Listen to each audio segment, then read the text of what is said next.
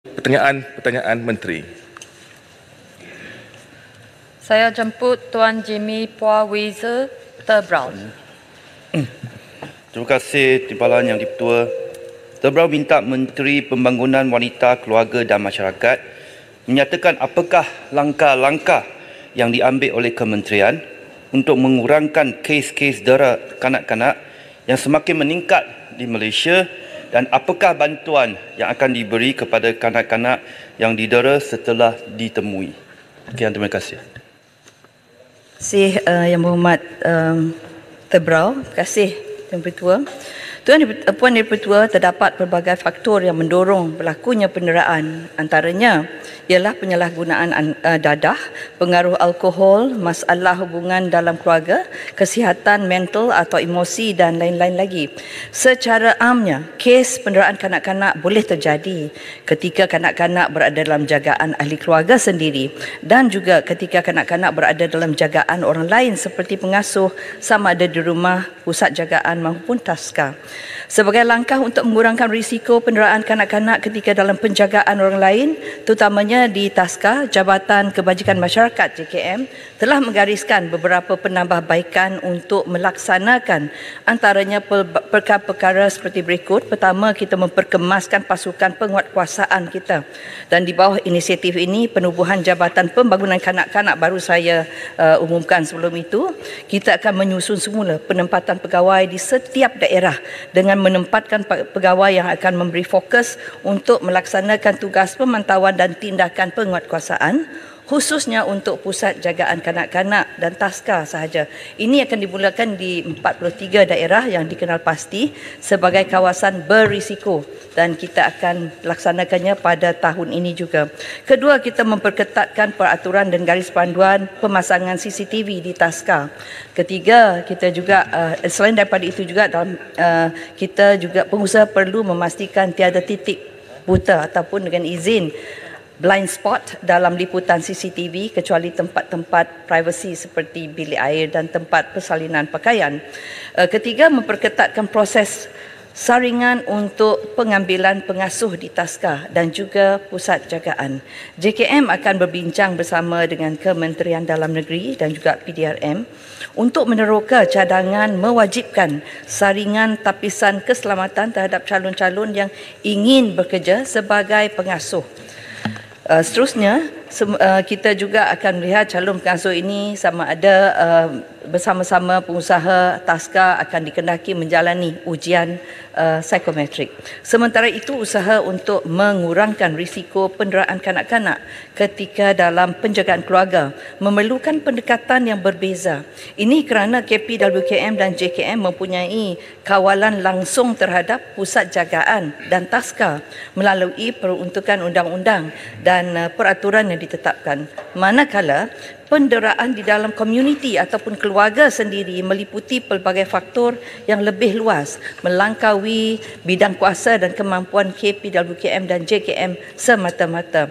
Namun, antara usaha yang telah dirancang untuk dilaksanakan adalah program kesedaran terhadap hukuman ke atas pendera kanak-kanak, program memperkasakan kanak-kanak dan juga memperkasakan komuniti, dan seterusnya. Dalam hal ini, pendekatan KPWKM dalam melindungi dan membantu kanak-kanak mangsa penderaan adalah dengan mengutamakan pemeliharaan. Jadi ianya berasaskan keluarga. Bagi kami, pembesaran di institusi adalah pilihan terakhir. Sebenarnya panjang lagi jawapan saya, Yang Berhormat. Mungkin saya akan bagi jawapan yang lebih lengkap bertulis kerana ianya mengambil masa yang telah diberikan kepada kita. Terima kasih, Yang Berhormat. Terbrau. Jalun duduk dulu. Sebelum sampai lagi sekejap. Terima kasih Tuan Yang Di-Pertua. 2 bulan lepas, kita telah dikejut dengan kes seorang budak umur 7 tahun yang didera oleh ibu kandung sendiri di Badan Bandar Layang Kasar Pasir Gudang yang terletak di bawah Parlimen Terbrau. Saya rasa kita semua ni ibu bapa cukup bimbang dan takut apa sudah jadi kepada negara kita ni. Ada ibu bapa yang sanggup buat sedemikian. Dan ini bukan satu case isolation. Saya rasa ada banyak kes sebegini yang tengah berlaku. Maka soalan tambahan saya kepada Menteri ialah, adakah kerajaan ada cadangan untuk mengkaji semula undang-undang yang sedia ada, apapun hukuman yang sedia ada, agar menjadi satu pencegah untuk kenaikan kes darah ini, dan juga apakah usaha kerajaan untuk guna ataupun berhubung dengan komuniti tempatan, khususnya NGO, untuk kita menaikkan lagi kesedaran ini supaya kes ini boleh dikurangkan. Terima kasih. Perdana Pertua, terima kasih Muhammad Tebrau. Sebenarnya dalam hal ini pendekatan kita dalam KPWKM dalam melindungi dan membantu kanak-kanak mangsa penderaan adalah dengan mengutamakan pemeliharaan berasaskan keluarga. Jadi bagi kami pembesaran di institusi adalah pilihan terakhir. Namun sehubungan dengan itu keutamaan penempatan pertama adalah bersama ibu bapa kandung, dan sekiranya ibu bapa adalah pendera, kita akan mencari keluarga luas ataupun extended families dengan izin. Jadi kerana itulah JKM telah menambah baik kriteria pemilihan penjaga atau orang yang layak dan sesuai yang kita sebut OYLS bagi mengurangkan risiko kanak-kanak mangsa tersebut. Dan tadi yang Berhormat bertanya mengenai komuniti, kita memang menggalakkan penglibatan komuniti untuk terlibat. Malah kami baru saja beberapa bulan yang lalu telah melancarkan satu diary untuk komuniti kita yang setempat itu, untuk mereka diperkasakan dan mereka akan tahu di mana untuk berhubung apabila berlakunya sesuatu perkara seperti ini, terutama sekali penderaan kepada kanak-kanak, malah masyarakat yang terlibat dalam komuniti mereka. Jadi komuniti ini akan membantu juga, dan advokasi akan sentiasa kita teruskan. Malah untuk kanak-kanak juga kita adakan advokasi di sekolah. Kita dah mula 2 sekolah, satu di Sabah dan satu baru saja ini di Kuala Lumpur, dan insya-Allah akan berterusan di setiap sekolah. Hari ini melibatkan kanak-kanak sendiri. Jadi kita beri tahu dia macam mana, bagaimana nombor yang nak dipanggil ataupun nak WhatsApp, kita ada nombornya 15999 dengan izin, iaitu untuk nombor yang boleh dipanggil. Dan kita galakkan kanak-kanak, kita kerjasama dengan Kementerian Pendidikan especially dengan izin. Terima kasih. Ya. Jalun. Tuan Yang di-Pertua, Akta Kanak-Kanak 2001 digubal bertujuan untuk mencegah kejadian penderaan kepada kanak-kanak.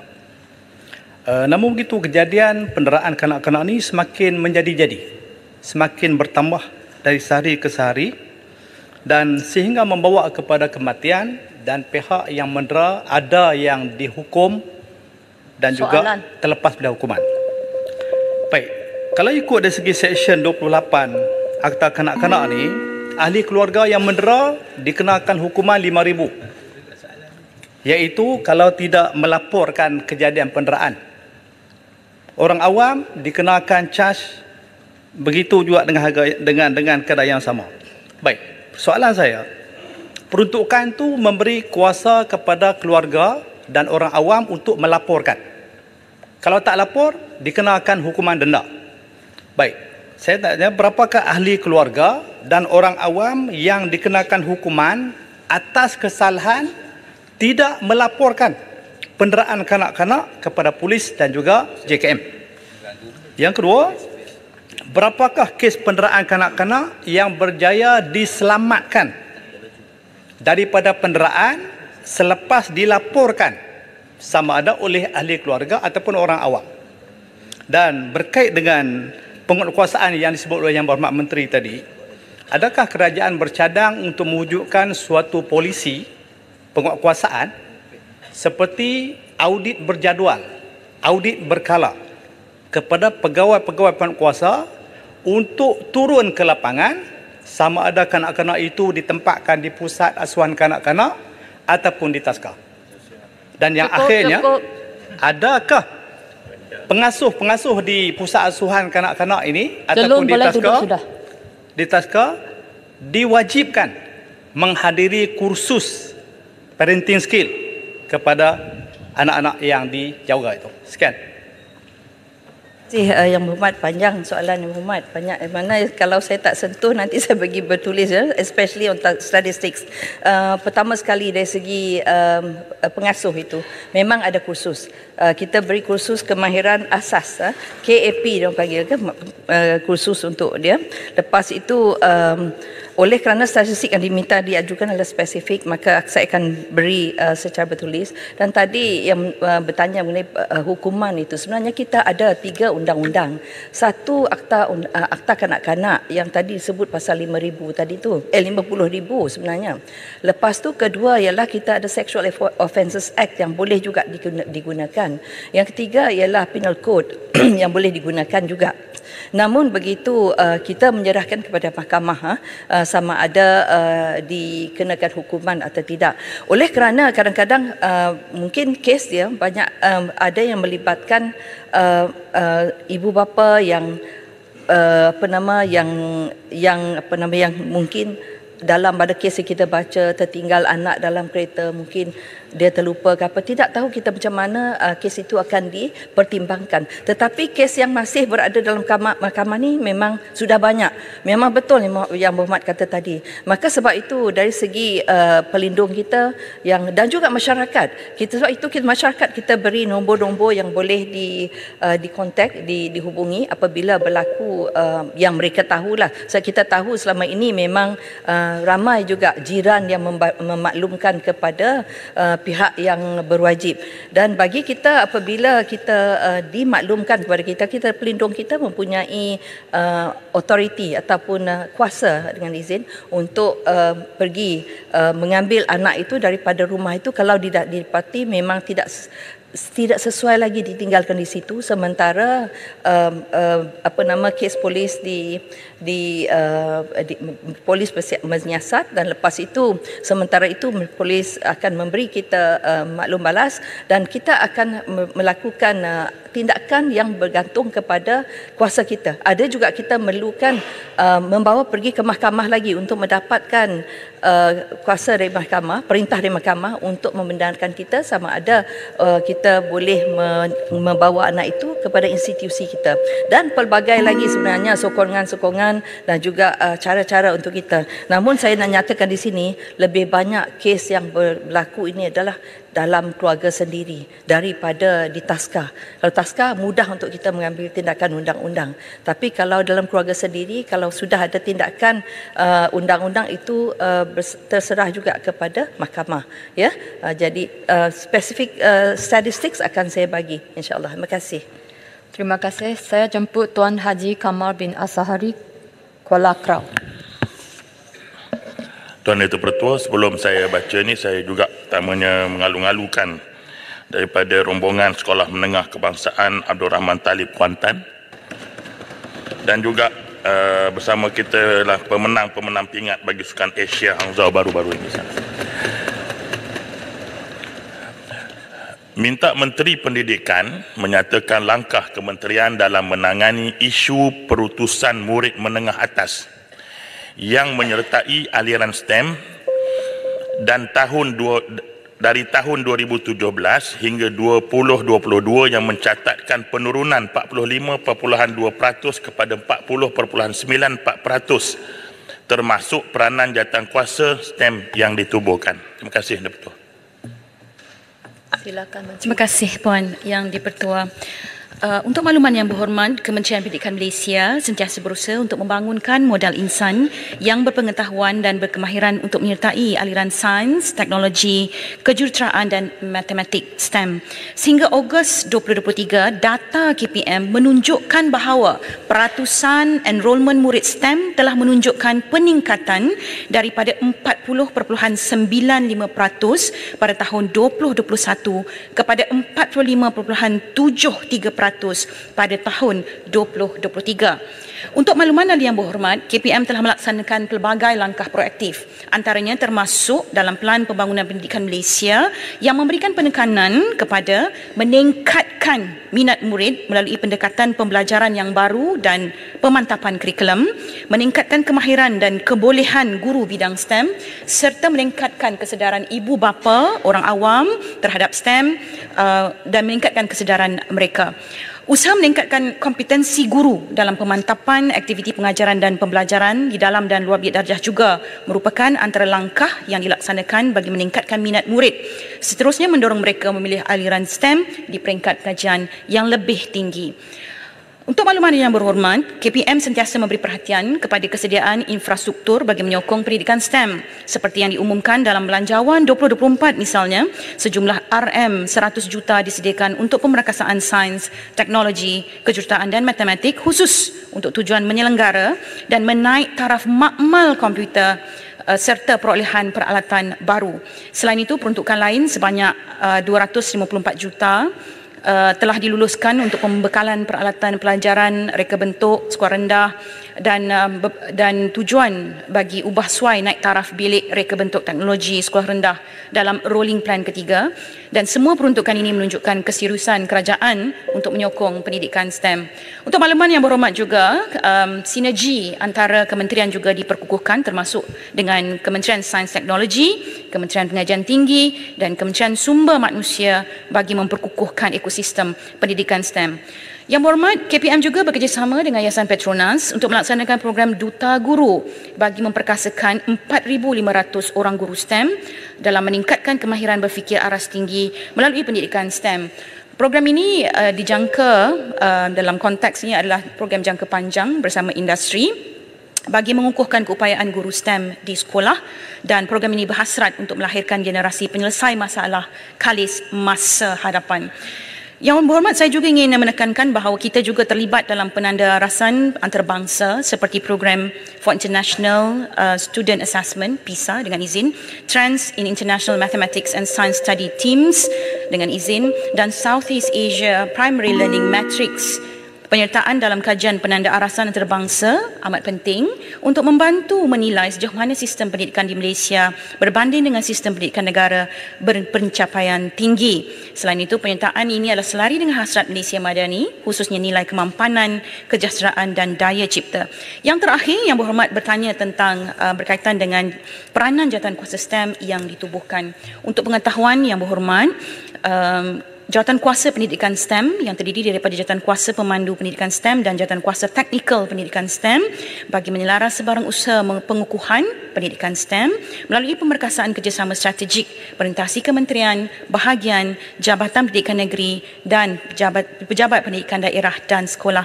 Jawatankuasa ini merupakan suatu platform bagi membincangkan isu-isu kritikal pendidikan STEM yang memerlukan keputusan dan penyelesaian yang segera bagi memastikan matlamat pendidikan STEM tercapai. Terima kasih, Puan Ibu Pertua. Ya, Pertua, soalan melalui jawapan yang berhormat Menteri tadi, adakah kementerian juga bersedia untuk meneroka satu inisiatif negara-negara luar dalam memupuk pendidikan STEM ini melalui kerangka kurikulum STEM baharu yang inovatif sekaligus menarik minat pelajar kepada bidang tersebut?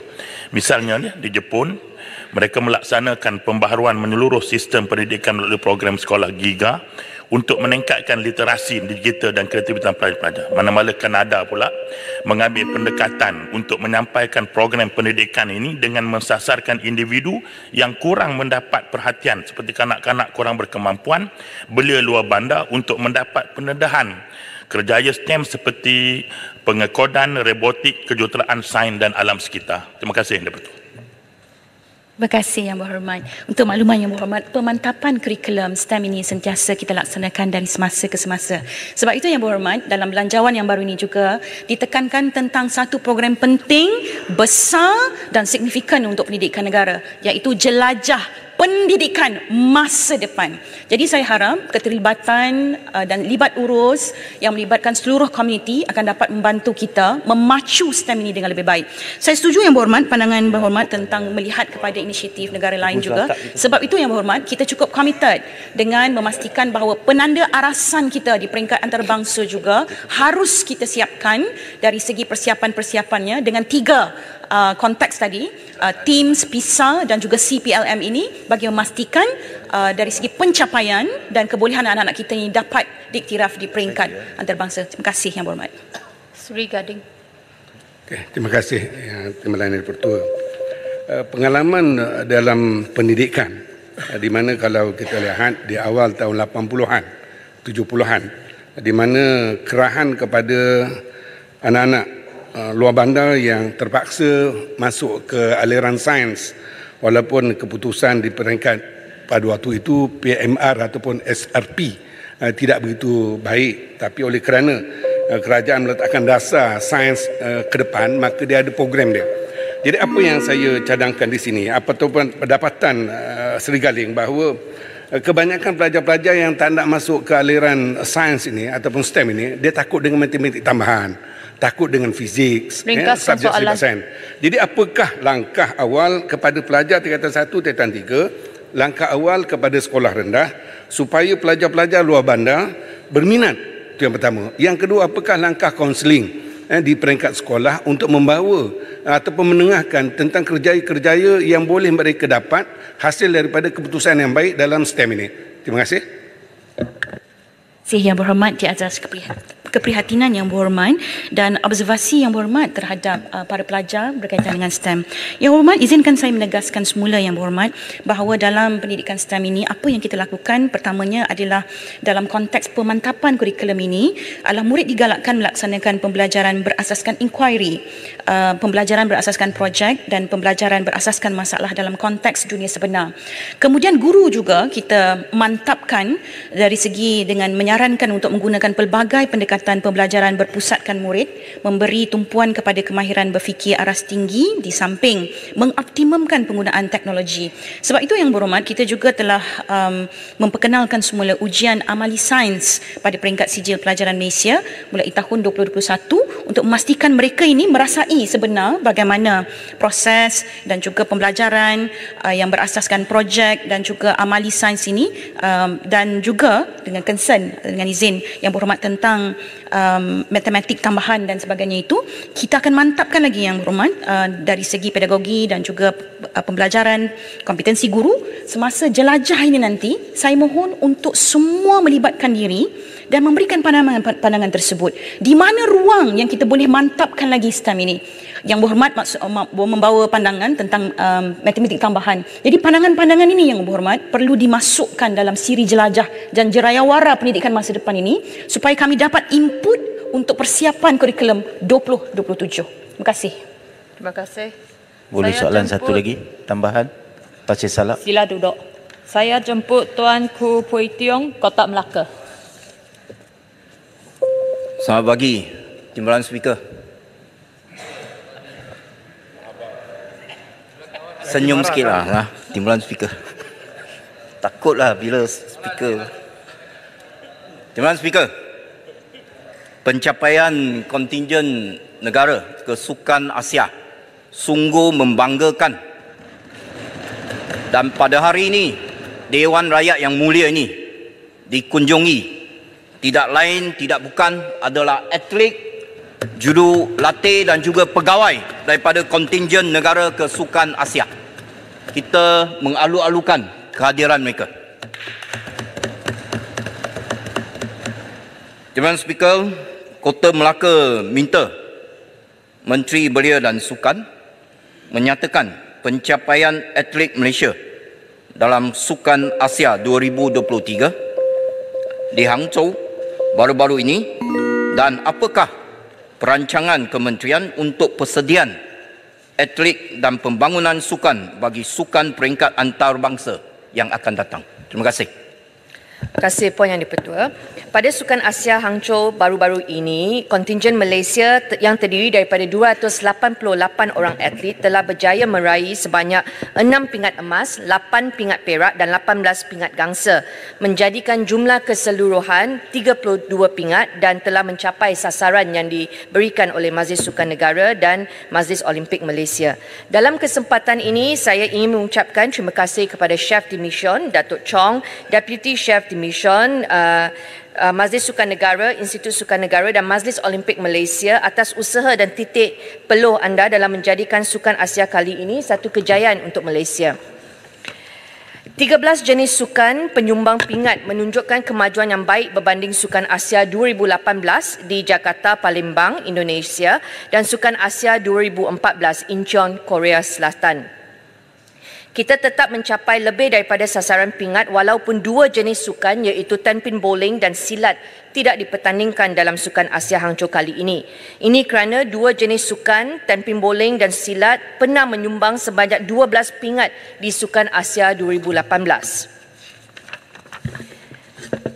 Bagi perancangan selanjutnya, Majlis Sukan Negara akan mengadakan bengkel kajian semula prestasi Sukan Asia bersama pemegang taruh berkaitan dalam masa terdekat dan akan melibatkan expert daripada Nippon Sports Science University pada 8 November ini. Untuk Sukan SEA Cambodia juga, bengkel post-mortem yang sama telah diadakan untuk menambah baik program sedia ada. Untuk makluman ahli-ahli yang berhormat, atlet negara telah mempamerkan prestasi yang luar biasa pada kali ini dalam acara masing-masing dan kejayaan ini yang telah diatur telah membuahkan hasil.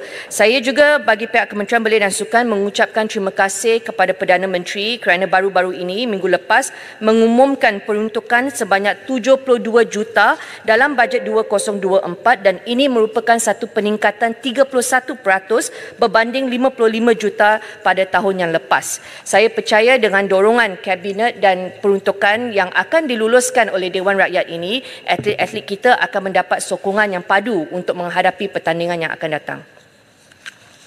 Kota Melaka. Ya, terima kasih atas jawapan yang diberikan oleh Menteri. Menteri, kita harus berikan kredit kepada atlet negara atas usaha mereka mengkorbankan masa, tenaga dan juga usia muda mereka. Juga harus kita ingin berterima kasih kepada jurulatih pegawai dan juga anggota keluarga atlet. Jadi soalan saya ialah, dalam 294 atlet, berapakah atlet yang kali pertama mewakili Malaysia ataupun pergi ke Sukan Asia ini, dan antara mereka ini berapa ramai yang telah dapat pingat? Selain daripada itu, adakah kementerian sudah buat kajian ataupun analisis apakah faktor utama ke atas kejayaan pencapaian kontingen Malaysia pada kali ini?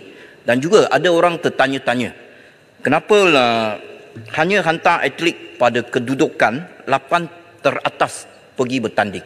Itu saja. Terima kasih. Ini dah melebihi satu soalan tambahan, Tuan Yang, tapi saya cuba ya. Untuk statistik berapa atlet kali pertama, 39 orang berbanding 288 daripada jumlah 288 orang membuat penampilan kali pertama. Dan untuk faktor kemenangan, saya tak ada senarai nama atlet yang lengkap, tetapi ada beberapa atlet yang telah menunjukkan prestasi luar biasa dan cemerlang. Antaranya kejayaan atlet squash negara Siva Sanggari memenangi 2 pingat emas dalam acara berpasukan wanita dan perseorangan wanita, dan ini menunjukkan kekosongan yang telah ditinggalkan oleh Datuk Nicole N. David sudah terisi. Ng En Yao juga telah lawan habis-habisan untuk memenangi pingat emas acara perseorangan lelaki.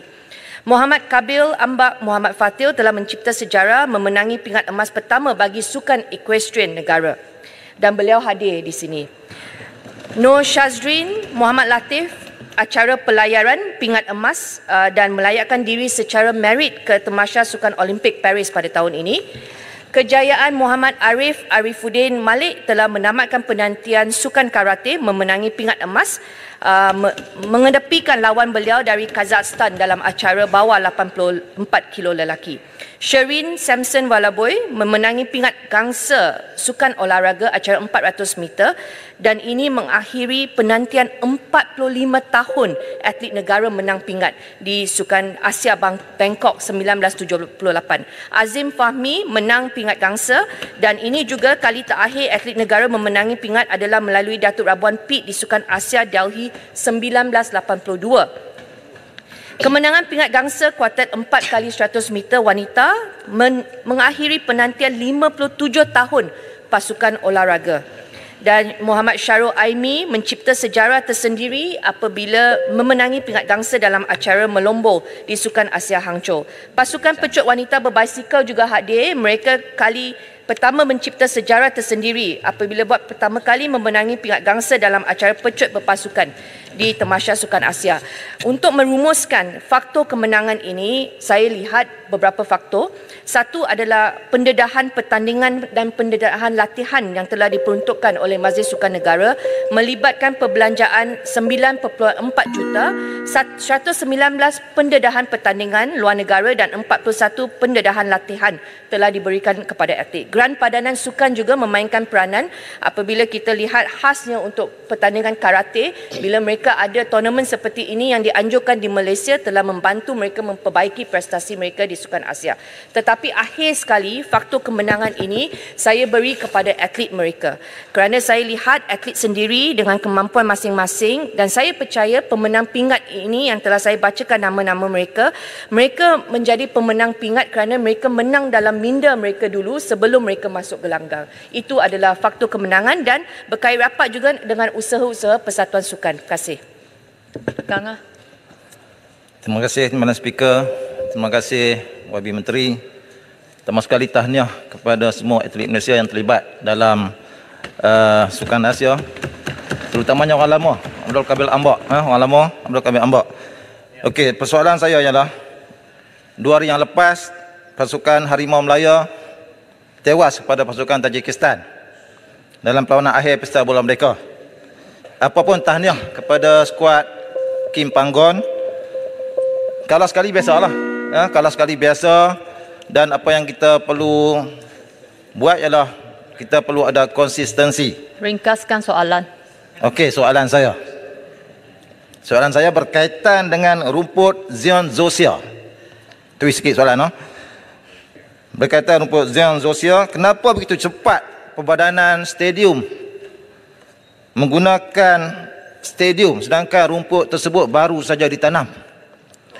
Kerana ini sebenarnya mengganggu pace pasukan negara yang ketika ini bermain dengan pace yang agak laju, dan semestinya semua stadium di Malaysia perlu ataupun wajib menggunakan rumput Zion Zosia seperti saranan daripada TMJ. Terima kasih. Ya, jawapan bertulis. Soalan ini tidak berkaitan dengan prestasi Sukan Asia Hangzhou, tetapi saya meminta Yang Berhormat baca kenyataan-kenyataan media yang telah dikeluarkan oleh Perbadanan Stadium Malaysia dan FAM sendiri juga mengenai soalan tersebut. Telah dijawab dalam media sosial dan melalui kenyataan media. Terima kasih. Boleh tambah Yang Berhormat, sekarang tamatlah sesi untuk waktu pertanyaan Menteri pada hari ini. Terima kasih Yang Berhormat. Pertanyaan bagi jawab lisan. Saya jemput Tuan Lim Lik Eng Kepong. Terima kasih. Soalan saya nombor 1.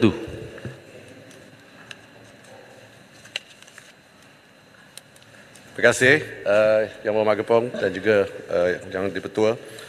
Tujuan utama lesen import ataupun approved permit AP dikenakan ke atas kenderaan bermotor yang diimport, termasuklah kenderaan elektrik, adalah untuk memantau dan menyokong perkembangan industri otomotif tempatan supaya selaras dengan Hala Tuju Dasar Otomotif Nasional ataupun NAP 2020 untuk menjadikan Malaysia sebagai hub otomotif serantau bagi pengeluaran cekap tenaga ataupun Energy Efficient Vehicle EEV.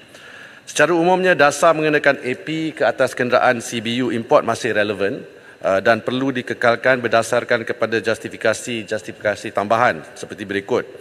AP merupakan satu mekanisme pengumpulan data dan maklumat bagi tujuan pengawal seliaan dan penambahbaikan ke atas dasar dan garis panduan semasa berkaitan pembangunan sektor otomotif di Malaysia. Kenderaan CBU baru atau terpakai boleh diimport melalui mekanisme AP sedia ada, dan tetapi hendaklah tertakluk kepada syarat-syarat yang dikenakan oleh MITI seperti syarat ekuiti Bumiputra, modal berbayar minimum dan lain-lain. Pemansuhan AP boleh mendorong kepada pengimportan atau lambakan kenderaan CBU yang tidak mematuhi payauan teknikal dan membahayakan pengguna kenderaan di jalan raya, dan mekanisme AP adalah bertujuan untuk membangunkan industri otomotif secara inklusif yang merangkumi agenda meningkatkan pelibatan usahawan Bumiputra dalam rantaian bekalan industri otomotif. Seperti mana yang telah diumumkan dalam bajet 2023, pengecualian sepenuhnya duty import dan duty excise yang disediakan oleh kerajaan adalah terpakai untuk semua jenis EV, termasuk kenderaan komersial elektrik dan juga motosikal elektrik. Bagi EV yang diimport dalam bentuk CBU, insentif ini adalah terpakai sehingga tahun 2025, manakala bagi EV yang dipasang secara tempatan adalah sehingga tahun 2027. Selain itu, pengecualian sepenuhnya cukai jualan turut diberikan kepada EV yang dipasang secara tempatan sehingga tahun 2027. Selaras dengan hasrat untuk mencapai pelepasan karbon sifar bersih atau net zero seawal tahun 2050, salah satu misi di bawah New Industrial Master Plan 2030 iaitu Push for Net Zero, telah menggariskan EV sebagai pemacu pertumbuhan utama ekonomi hijau. Bilangan EV yang telah berdaftar di Malaysia sejak tahun 2011 hingga September 2023, secara khususnya jenis battery electric vehicle untuk kesemua jenis kenderaan termasuk komersial dan motosikal telah mencecah 12,000 unit. Bilangan EV berdaftar telah mencecah 3,400 unit pada tahun 2022 dan 7,500 unit pada 2023 ini sehingga September. Berbanding purata 300 unit pada tahun-tahun sebelumnya. Terima kasih, Yang Berhormat. Kepong. Ya, terima kasih Menteri dan terima kasih Speaker. Industri EV ini penuh dengan birokrasi dan red tape. Untuk membawa kenderaan EV kena approval MIT. Untuk berjalan di jalan raya, approval daripada MOT. Charging station melibatkan approval daripada Kementerian Kerajaan Tempatan dan Kerajaan Negeri-Negeri masing-masing. Kemungkinan juga bateri EV melibatkan Kementerian Alam Sekitar. Jadi saya minta Menteri mencadangkan di Kabinet untuk mewujudkan satu agensi tunggak di bawah Jabatan Perdana Menteri. Segala polisi pelaturan diluluskan oleh Yang Amat Berhormat Perdana Menteri. Semua kementerian wajib mematuhi. No question asked. Saya minta pandangan Menteri. Terima kasih. Terima kasih Yang Berhormat Kepong. Memang isu ini pernah dibangkitkan sebelum ini. Ini berdasarkan nombor pengecasan yang ada di Malaysia. Memang sasaran kita memang agresif, 10,000 pengecasan EV pada sehingga tahun 2025 dan memang kegunaan awam ni memerlukan tahap komitmen di semua peringkat kementerian, semua peringkat agensi dan juga pemain industri. Dan semua pemegang taruh memang terlibat di dalam proses ekosistem EV ini. Kita di MITI ada memainkan peranan sebagai peneraju dan juga penyelaras. Ada dua peringkat, satu ialah di pasukan petugas EV kebangsaan ataupun National EV Task Force. Yang keduanya di peringkat kabinet pun ada sebenarnya yang diwakili oleh menteri-menteri yang berkenaan. Satunya jawatan kuasa pemandu yang dipanggil jawatan kuasa pemandu EV kebangsaan. Dan baru-baru ini contohnya kita telah melihat bagaimana proses ini telah ditambah baik melalui Kementerian Pembangunan Kerajaan Tempatan atau KPKT. KPKT atas usahanya seperti diumumkan oleh Menteri KPKT pada 12 Oktober lepas, isu-isu tempoh pemprosesan dan keselamatan telah diselesaikan dan EV di peringkat PBT yang dulunya 33 hari sekarang dah jadi 7 hingga 14 hari untuk membantu pengecasan EV. Tapi Yang Berhormat Kepong, kita perlu menyelaraskan dengan kementerian-kementerian agensi-agensi yang berkaitan kerana dari segi undang-undang dan garis panduan masih lagi terletak di sana. Tapi alhamdulillah dengan kabinet ataupun Jabatan Menteri telah memastikan memantau dengan pelibatan menteri-menteri yang berkenaan dalam mesyuarat National EV Steering Committee. Terima kasih, Yang Berhormat. Kubang Pasu. Terima kasih Tuan Yang Dipertua. Yang Berhormat Menteri MITI, kemajuan teknologi bagi kenderaan elektrik menggunakan bateri bergerak begitu pantas. 2-3 tahun yang akan datang, jarak perjalanan kenderaan EV akan lebih jauh. Bateri akan menjadi lebih kecil, sekarang ini begitu besar. Motor lebih berkuasa, more powerful.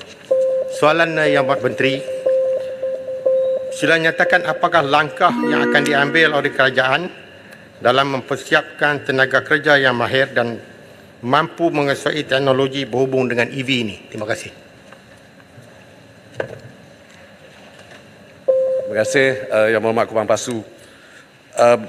Jumlah bilangan BEV yang saya sebut hari tadi dah hampir 12,000, tetapi dalam masa yang sama bilangan BEV jenis penumpang yang telah berdaftar mulai tahun 2011 hinggalah September ini sebanyak 1,045 unit dan oleh itu memang diperlukan sekurang-kurangnya 1,131 unit pengecas EV dan oleh itu secara kasarnya jumlah pengecasan EV yang sedia ada iaitu sebanyak 1,246 unit mencukupi untuk menyokong permintaan sedia ada. Tetapi yang dibangkitkan tadi adalah penting kerana walaupun dengan intervensi kerajaan untuk merancangkan penggunaan EV, banyak lagi dantai yang bekalan untuk EV yang masih lagi kita boleh terokai, terutamanya apabila kita lihat bahawa industri E&E amat terlibat dalam ekosistem EV dan kadar pengecas EV adalah salah satu contohnya, tetapi juga dari segi semiconductor dan chip dan sebagainya, dan memang banyak di kawasan Pulau Pinang dan juga Kulim High Tech Park. Dan oleh itu, faktor-faktor yang telah dibangkitkan mengenai bakat pun adalah satu isu yang kita perlu adasi, ya, dari segi keperluan untuk memastikan ada bakat ataupun supply talent yang Tuan Ketua. Dan faktor-faktor utama yang mengakibatkan pembangunan pengecasan EV ini mula-mula agak perlahan adalah kerana tempoh pemprosesan mengikut prosedur sedia ada yang memakan masa. Tetapi insya-Allah Yang Berhormat Ketua Bawaslu dengan terlibatnya agensi-agensi yang berkaitan dan kementerian berkaitan dan juga yang paling penting industri dan pemain-pemain yang berkaitan, kita akan mempercepatkan lagi industri EV ini. Kerana industri EV ini bukan sahaja melibatkan industri otomotif tetapi seluruh ekosistem E&E yang memang Malaysia agak terkedepan pada masa ini. Terima kasih. Saya jemput Kapten Azahari bin Hassan, Padang Rengas. Terima kasih Puan Yang Dipertua. Soalan saya soalan nombor 2. Sila Menteri. Terima kasih Yang Dipertua dan terima kasih kepada Yang Berhormat yang bertanya Padang Rengas. Yang Dipertua, untuk makluman ahli Yang Berhormat Padang Rengas, melalui semakan kementerian ini terdapat 3 laluan persetujuan di Parlimen Padang Rengas, iaitu di FT 001 Jalan Ipoh Butterworth di Seksyen 640.2 hingga 661. Dan FT 076 Jalan Kuala Kangsar Great di Seksyen ataupun di 24.43 dan FT 3147 Jalan Perindustrian Kuala Kangsar di Seksyen 1.6 iaitu merangkumi panjang jalan sepanjang 43.93 km yang disenggara oleh Syarikat Konsesi Penyelenggaraan Jalan Persekutuan. Untuk makluman Yang Berhormat, pada tahun 2021 hingga 2022, kementerian ini telah memperuntukkan sebanyak 1.89 juta ringgit dan 3 juta ringgit di bawah program penyelenggaraan rutin, berkala payment dan berkala bukan payment yang dilaksanakan oleh Syarikat Konsesi melalui arahan kerja di laluan-laluan yang dimaklumkan di atas. Kerja-kerja penyelenggaraan tersebut melibatkan 2 bilangan kerja berkala payment dan 4 bilangan kerja berkala bukan payment. Bagi tahun 2023, Yang Berhormat, kementerian ini telah meluluskan kerja-kerja penyelenggaraan jalan di Parlimen Padang Rengas melalui program penyelenggaraan rutin berkala payment dan berkala bukan payment dengan kos sebanyak RM627,000 dan keseluruhan kerja-kerja ini telah siap sepenuhnya dan telah selesai pembayaran. Dan bagi cadangan supaya kementerian ini mempercepatkan proses agihan peruntukan kerja-kerja penyelenggaraan, kementerian ini sentiasa komited untuk melaksanakan kerja-kerja penyelenggaraan dengan segera berdasarkan proses kerja dan mengikut peraturan tata cara kewangan atau pekeliling pembendaharaan yang sedang berkuat kuasa. Dan bagi lokasi aduan iaitu keadaan jalan yang berlubang seperti mana yang dinyatakan oleh ahli Yang Berhormat, beberapa tindakan segera telah diambil oleh konsesi jalan persekutuan sebagai langkah penyelesaian jangka masa pendek menangani masalah jalan berlubang dengan melaksanakan penampalan jalan berlubang ataupun pothole patching di bawah kerja-kerja penyelenggaraan rutin. Kuantiti kerja tampalan lubang bagi tempoh Januari hingga Ogos 2023 yang telah dilaksanakan di laluan tersebut adalah sebanyak 27 bilangan. Selain itu, bagi cadangan ahli Yang Berhormat untuk membaik pulih jalan raya atau garisan jalan semakin pudar di laluan persekutuan di kawasan Parlimen Padang Rengas, kementerian ini telah mengenal pasti kerosakan di laluan lokasi yang dinyatakan dan merancang sebanyak 10 bilangan kerja berkala payment yang bernilai RM6.54 juta dan 3 bilangan kerja berkala bukan payment iaitu mengecat semula garisan jalan yang bernilai RM1.42 juta. Namun begitu, kelulusan kerja ini masih tertakluk kepada nilai kelulusan peruntukan dari Kementerian Kewangan serta senarai keutamaan yang telah disediakan oleh Jabatan Kerja Raya berdasarkan penilaian tahap ketika kerosakan jalan bagi keseluruhan jaringan jalan persekutuan di bawah seliaan kementerian ini. Dan untuk makluman ahli yang berhormat juga, Kementerian Kerja Raya melalui Jabatan Kerja Raya sentiasa komited lah dalam memastikan jalan sentiasa dalam keadaan yang selamat dan selesa dan dengan menjalankan kerja-kerja pencenggaran rutin sepanjang tahun. Untuk makluman ahli yang berhormat, Kementerian melalui Lembaga Lebuh Raya Malaysia LLM sentiasa memantau keadaan jalan atau lebuh raya di negara ini. Inisiatif-inisiatif berikut telah dilaksanakan untuk mengurangkan kesesakan di lebuh raya utara selatan, iaitu menggalakkan pengguna untuk mendapatkan maklumat keadaan trafik semasa melalui laman sesawang atau media sosial pihak LLM atau melalui aplikasi telefon pintar sebelum memulakan perjalanan bagi membolehkan pengguna mendapatkan maklumat dari masa ke semasa. Dan juga bekerjasama dengan pelbagai saluran radio dan televisyen utama bagi tujuan penyaluran maklumat keadaan trafik semasa untuk kemudahan perancangan perjalanan para pengguna. Dan banyak lagi inisiatif-inisiatif. Bagi jawapan bertulis. Mungkin saya boleh bagi kepada yang berhormat secara bertulis sebab ini panjang. Dan satu lagi saya tak nak tinggal, untuk makluman ahli yang berhormat, kerajaan ini memberikan tumpuan untuk menyiapkan lebuh raya pesisiran pantai barat WCE West Coast Expressway daripada Banting ke Taiping yang akan menjadi laluan alternatif kepada lebuh raya utara selatan untuk pengguna menuju ke utara. Dan pada masa ini laluan WCE yang telah beroperasi di Selangor adalah dari persimpangan Bandar Bukit Raja Selatan sehingga ke persimpangan Bukit Raja Utara di Kapar, manakala jajaran di Perak adalah dari persimpangan Hutan Melintang sehingga persimpangan Teluk Intan dan persimpangan Lekir sehingga persimpangan Beruas. Di samping itu, kerja naik taraf jalan persekutuan di Tanjung Karang ke Sebak Bernam dan Teluk Intan ke Lekir juga telah disiapkan oleh pihak Jabatan Kerja Raya, dan baki jajaran WCE yang masih dalam pembinaan oleh syarikat konsesi dijangka siap dan dibuka secara berperingkat pada awal tahun 2024 dan keseluruhannya pada tahun 2025 nanti. Untuk makluman ahli yang berhormat, kos pembinaan projek lebuh raya WC ini adalah berjumlah 5.044 bilion. Ini sedikit sebanyak membantu agar kita mengurangkan kesesakan di jalan lebuh raya utara selatan. Sekian, terima kasih. Padang Rengas. Terima kasih Yang Berhormat Menteri di atas jawapan. Selain masalah baik pulih jalan raya, garisan putih dan jalan berlubang, lampu jalan juga kerap tidak berfungsi di jalan-jalan persekutuan dalam Parlimen Padang Rengas. Adakah pihak Kementerian bercadang menggunakan lampu solar untuk mengatasi masalah lampu jalan ini? Dan berapakah aduan yang telah berjaya diselesaikan melalui aplikasi My Jalan berhubung aduan kerosakan jalan sehingga kini, serta jaminan kerajaan untuk memastikan tindakan diambil dalam tempoh 24 jam setelah menerima aduan jalan berlubang di jalan persekutuan berdasarkan pengumuman Belanjawan 2024. Terima kasih. Itu ada dua soalan, tapi jawapannya kalau saya diizinkan boleh saya jawab satu sebab agak panjang sedikit, dan yang satu tu saya akan hantar secara bertulis ya. Okey. Yang berhormat. Ringkaskan jawapan. Cuba ringkaskan jawapan. Ya, tapi tak adil kepada yang berhormat bertanya nanti dah.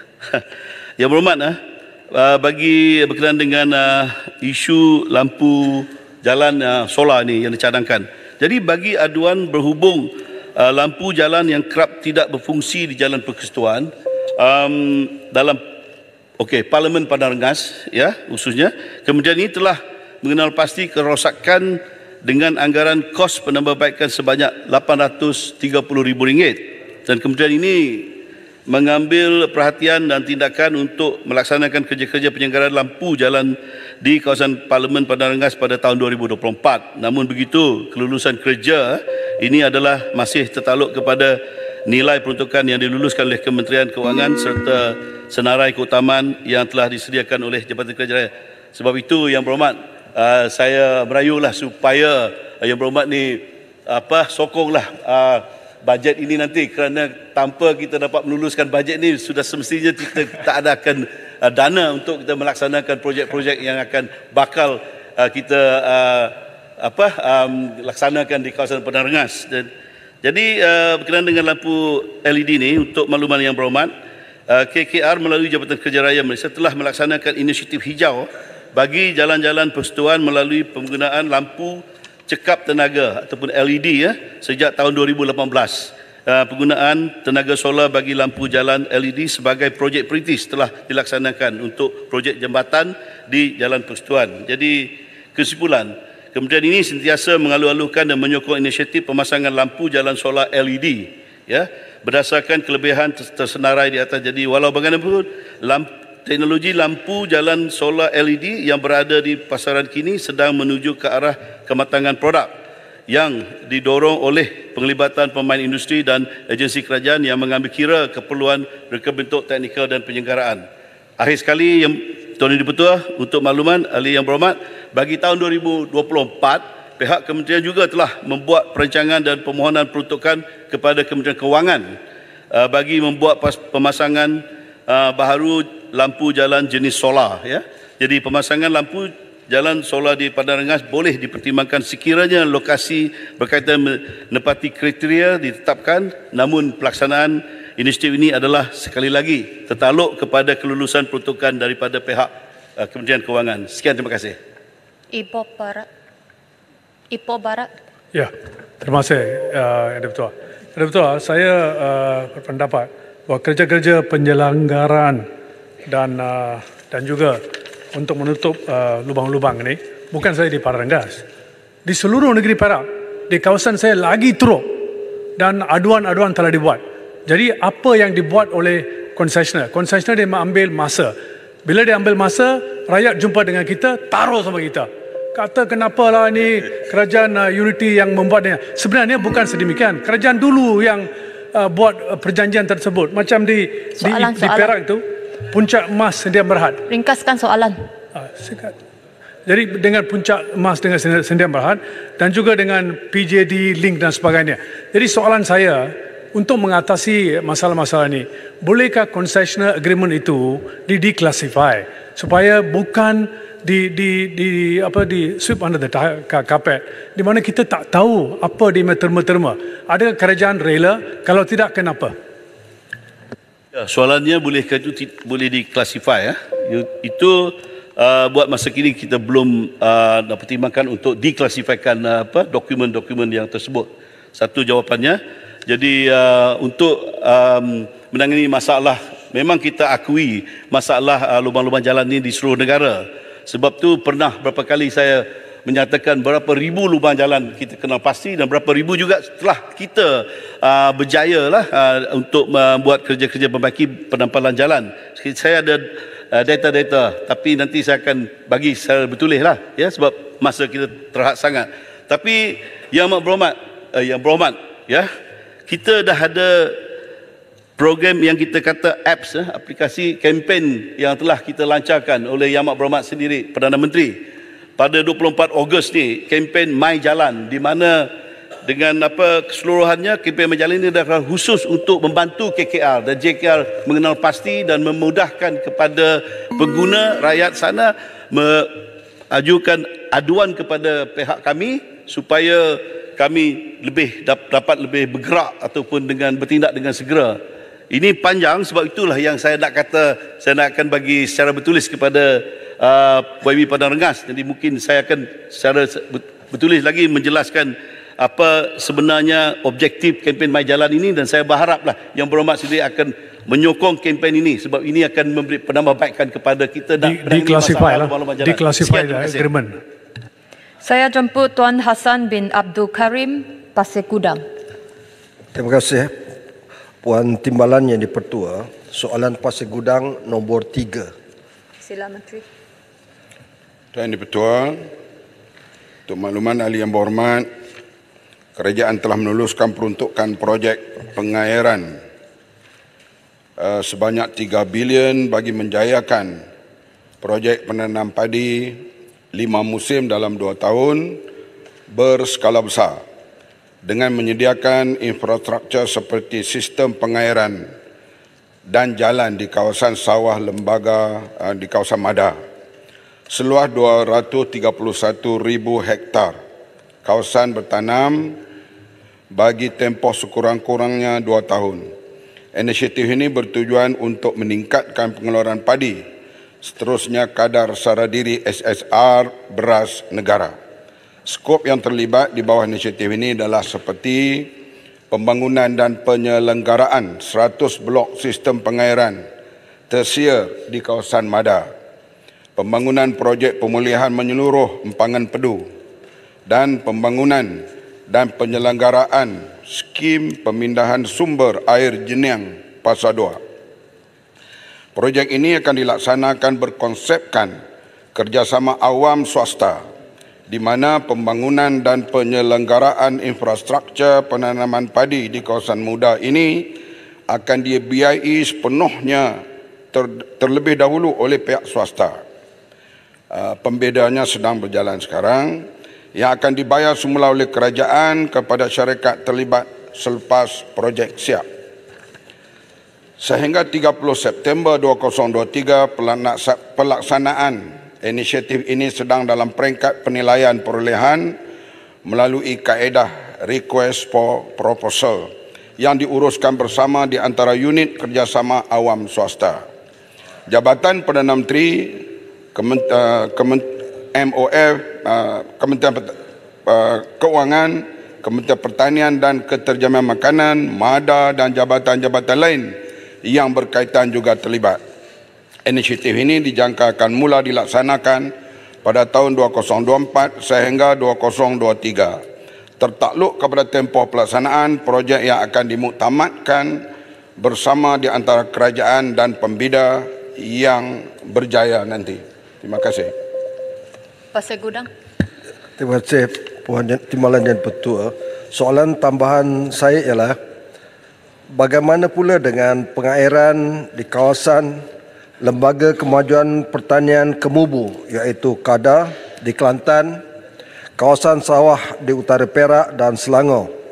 Adakah peruntukan bantuan yang sama akan diberikan pada belanjawan tahun-tahun yang akan datang? Terima kasih kepada Pasir Gudang. Dalam satu ucapan Perdana Menteri, dia kata, dia panggil saya Mat lah. Mat ni kerja dia minta duit. Nak cari duit tu aku. Artinya, kita nak dapat peruntukan 3 bilion ini bukanlah satu perkara yang mudah. Kita berulang kali bersama dengan pegawai, berjumpa dengan Menteri Keuangan dan Perdana Menteri. Dan akhirnya, Menteri Keuangan dan Perdana Menteri bersetuju supaya dibiayai 3 bilion di Mada ini. Begitulah juga di Kelantan, di Perak, di Selangor, kita sedang berusaha dan saya akan berulang untuk menyatakan bahawa perlu peruntukan untuk pengairan terutama sekali, khasnya di Sabah dan Sarawak. Perlu kita jadikan Sabah dan Sarawak ini jelapang padi yang kedua setelah kita melihat negeri-negeri utara ini banjirnya berlaku serentak, selalunya dalam bulan Disember dan Januari. Oleh itu, usaha kita untuk mendapatkan peruntukan pada masa yang akan datang akan diteruskan. Saya dibesarkan dengan di sawah padi dan kita tahu kepentingan padi dan beras ini. Baik itu kita akan berusaha terus untuk menjadikan jelapang padi termasuklah di Sabah dan Sarawak dan perlu peruntukan yang besar pada masa yang akan datang. Ini kita akan terus usahakan. Kalau kekal menteri lagi lah. Itu hak Perdana Menteri.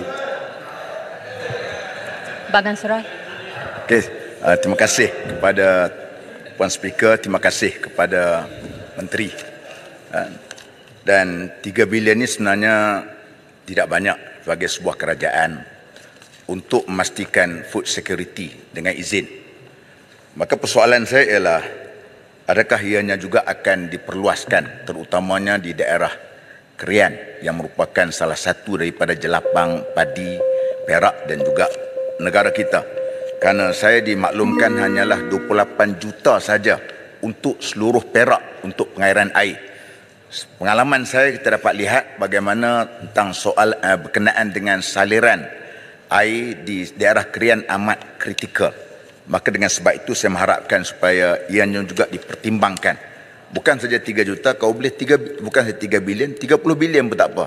Kerana ini ialah soal untuk masa depan kita dan juga soal keselamatan makanan kita sendiri. Yang keduanya ialah mohon mungkin tidak dapat diberikan, saya dah harapkan mohon senarai negeri-negeri dan parlimen yang menerima peruntukan berkenaan dengan menaikkan soal pengairan di negeri ataupun parlimen masing-masing. Terima kasih.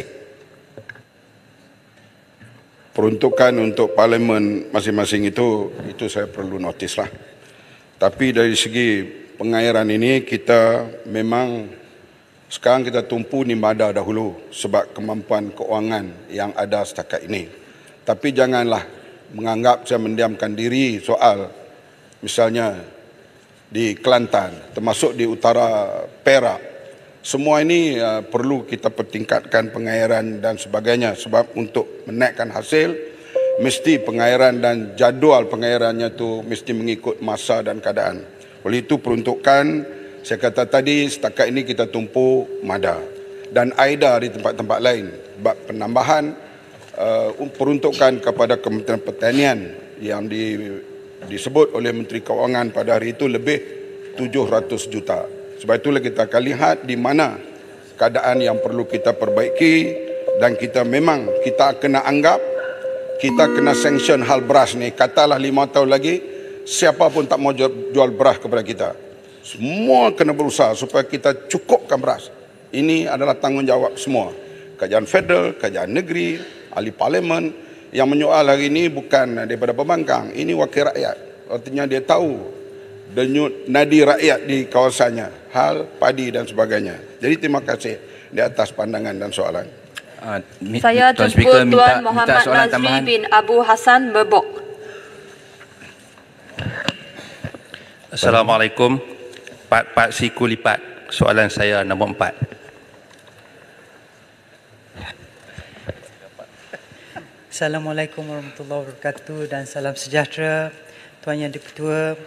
Program pembasmian miskin Tegar merupakan agenda yang terus digerakkan oleh kerajaan merentas semua pihak berkepentingan selaras dengan pendekatan keseluruhan negara dalam usaha menutahkan kemiskinan. Usaha ini dilaksanakan melalui kerjasama dengan pelbagai pihak termasuk pihak berkuasa, koridor, Perbadanan Kemajuan Ekonomi Negeri, Unit Perancang Ekonomi Negeri dan pejabat daerah. Agensi kerajaan serta jabatan kerajaan negeri tersebut mempunyai pengalaman yang sangat luas dalam menyediakan dan melaksanakan program kemiskinan yang bersesuaian di peringkat akar umbi. Pejabat daerah melalui sokongan Unit Perancangan Ekonomi Negeri menjadi focal point dengan izin dan pemudah cara bagi melaksanakan program kemiskinan Tegar. Sesi libat urus dengan peserta diadakan terlebih dahulu bagi mendapatkan cadangan projek yang bersesuaian dan seterusnya melaksanakannya. Manakala pihak berkuasa koridor dan Perbadanan Kemajuan Ekonomi Negeri pula bertindak sebagai agensi penyelaras dan pemantau serta mencadangkan tindakan penambahbaikan sekiranya program yang dilaksanakan berhadapan dengan cabaran. Berdasarkan data e-Kasih, sebanyak 110,663 isi rumah miskin Tegar direkodkan sehingga 30 September 2023, iaitu penurunan sebanyak lebih 19,000 isi rumah jika dibandingkan dengan kira-kira 130,000 yang dicatatkan pada Februari 2023. Keberkesanan program pembasmian kemiskinan ini juga boleh dilihat dari aspek penurunan dalam kadar pengangguran nasional. Ini adalah kerana peserta-peserta program yang telah menyertai pasaran buruh telah turun menyumbang kepada penurunan kadar pengangguran nasional kepada 3.4% pada suku kedua tahun 2023 berbanding 3.9% pada suku kedua tahun 2022. Dalam usaha berterusan untuk menutahkan kemiskinan adalah penting untuk semua pihak di segenap peringkat mengembeling segala sumber yang ada bagi memastikan kesejahteraan rakyat terus ditingkatkan.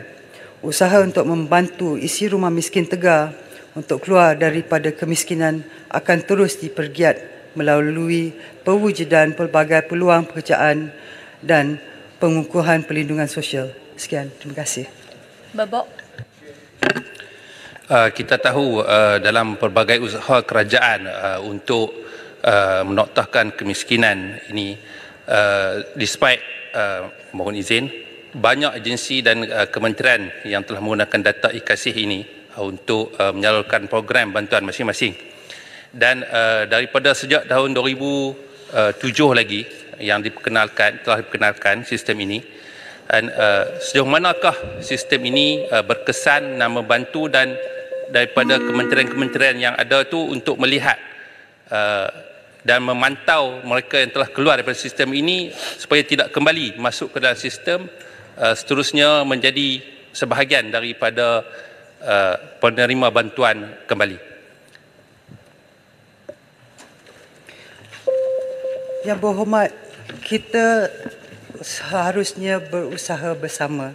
Jadi reformasi kita adalah melaksanakan satu ekosistem program untuk memastikan pembasmian kemiskinan ini dengan cara memberi keperluan bagi melaksanakan pembasmian ini adalah mencapai sasaran yang ditetapkan. Okay. Terdapat 4 reformasi ekosistem yang perlu diberikan penekanan, iaitu pelaksanaan intervensi berbentuk pengajian, iaitu employment dengan izin, pengurusan pelaksanaan program secara berkumpulan, pengurangan risiko operasi dan penjagaan ke atas golongan sasar, serta pelaksanaan program berdasarkan template yang dirangka bagi meningkatkan momentum pelaksanaan program. Terima kasih. Tenggara. Terima kasih Speaker. Soalan saya adalah, berapakah jumlah perbelanjaan bagi program Basmi Miskin Tegar ini yang telah digunakan setakat ia mula diperkenalkan? Keduanya adalah berkaitan dengan penglibatan IPTA dan GLC dalam program pembasmian miskin ini. Terima kasih. Terima kasih ahli yang berhormat. Pada masa ini saya tidak mempunyai maklumat di hadapan saya yang lengkap berkenaan soalan tambahan yang dianjurkan oleh yang berhormat. Walaupun bagaimanapun saya akan berikan jawapan secara bertulis kepada yang berhormat. Terima kasih. Saya jemput Tuan Won Cheng Subang. Terima kasih. Soalan saya nombor 5. Terima kasih Tuan Yang di-Pertua. Terima kasih Yang Berhormat Subang. Untuk makluman ahli yang berhormat, Jemaah Menteri pada 29 Oktober 2021 telah meluluskan Pelan Pembangunan Mobiliti Rendah Karbon 2021-2030 oleh NRECC bagi mengurangkan penggunaan tenaga dan juga pelepasan gas rumah kaca GHG dalam sektor pengangkutan darat selaras dengan komitmen negara untuk kita mengurangkan intensiti pelepasan GHG berdasarkan KDNK menjelang 2030 dan juga aspirasi sifar bersih GHG menjelang tahun 2050.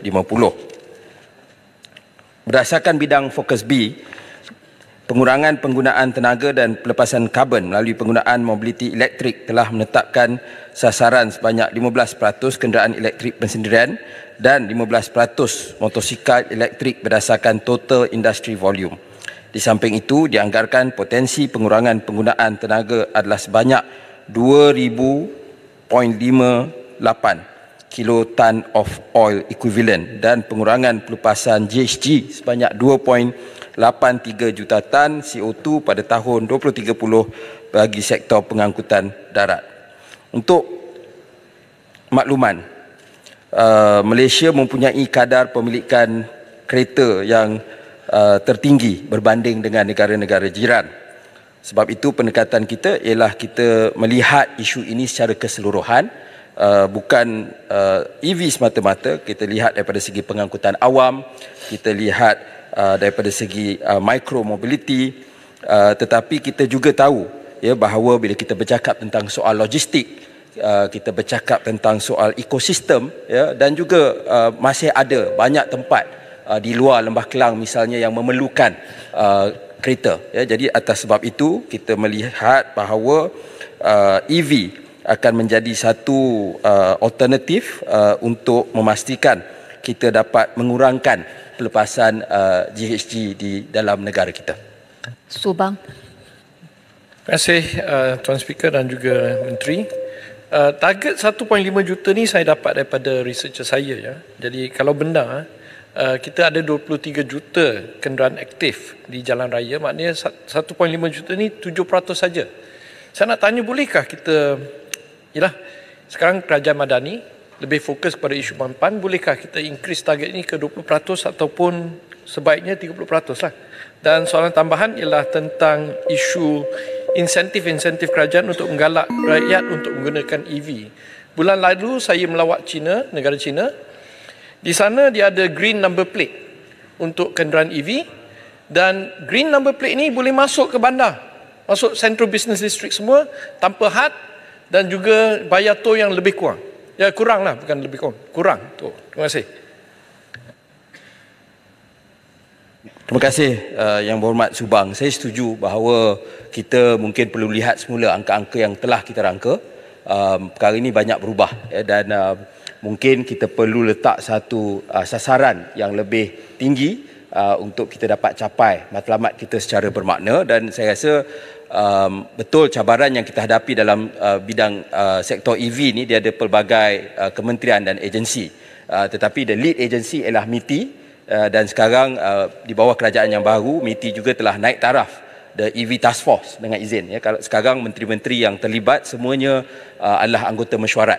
Kalau dulu di peringkat working level sahaja, itu membantu kita. Ada beberapa keputusan macam di bawah NRECC di peringkat Suruhanjaya Tenaga misalnya, kita mempercepatkan kelulusan untuk charging station dan sebagainya. Jadi saya setuju bahawa kita perlu lihat semula, dan ada beberapa perkara lagi yang kita perlu lihat. Pertama ialah bila sebagaimana diumumkan oleh Yang Amat Berhormat Perdana Menteri untuk kita beralih kepada subsidi bersasar.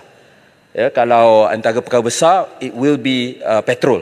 Ya, bila ada subsidi bersasar untuk petrol, maka mungkin sekarang kita tahu banyak orang yang dulu dia beli Peugeot, beli Porsche, nak pakai RON 97, bila dah sampai RM4 dia pun pakai RON 95 juga.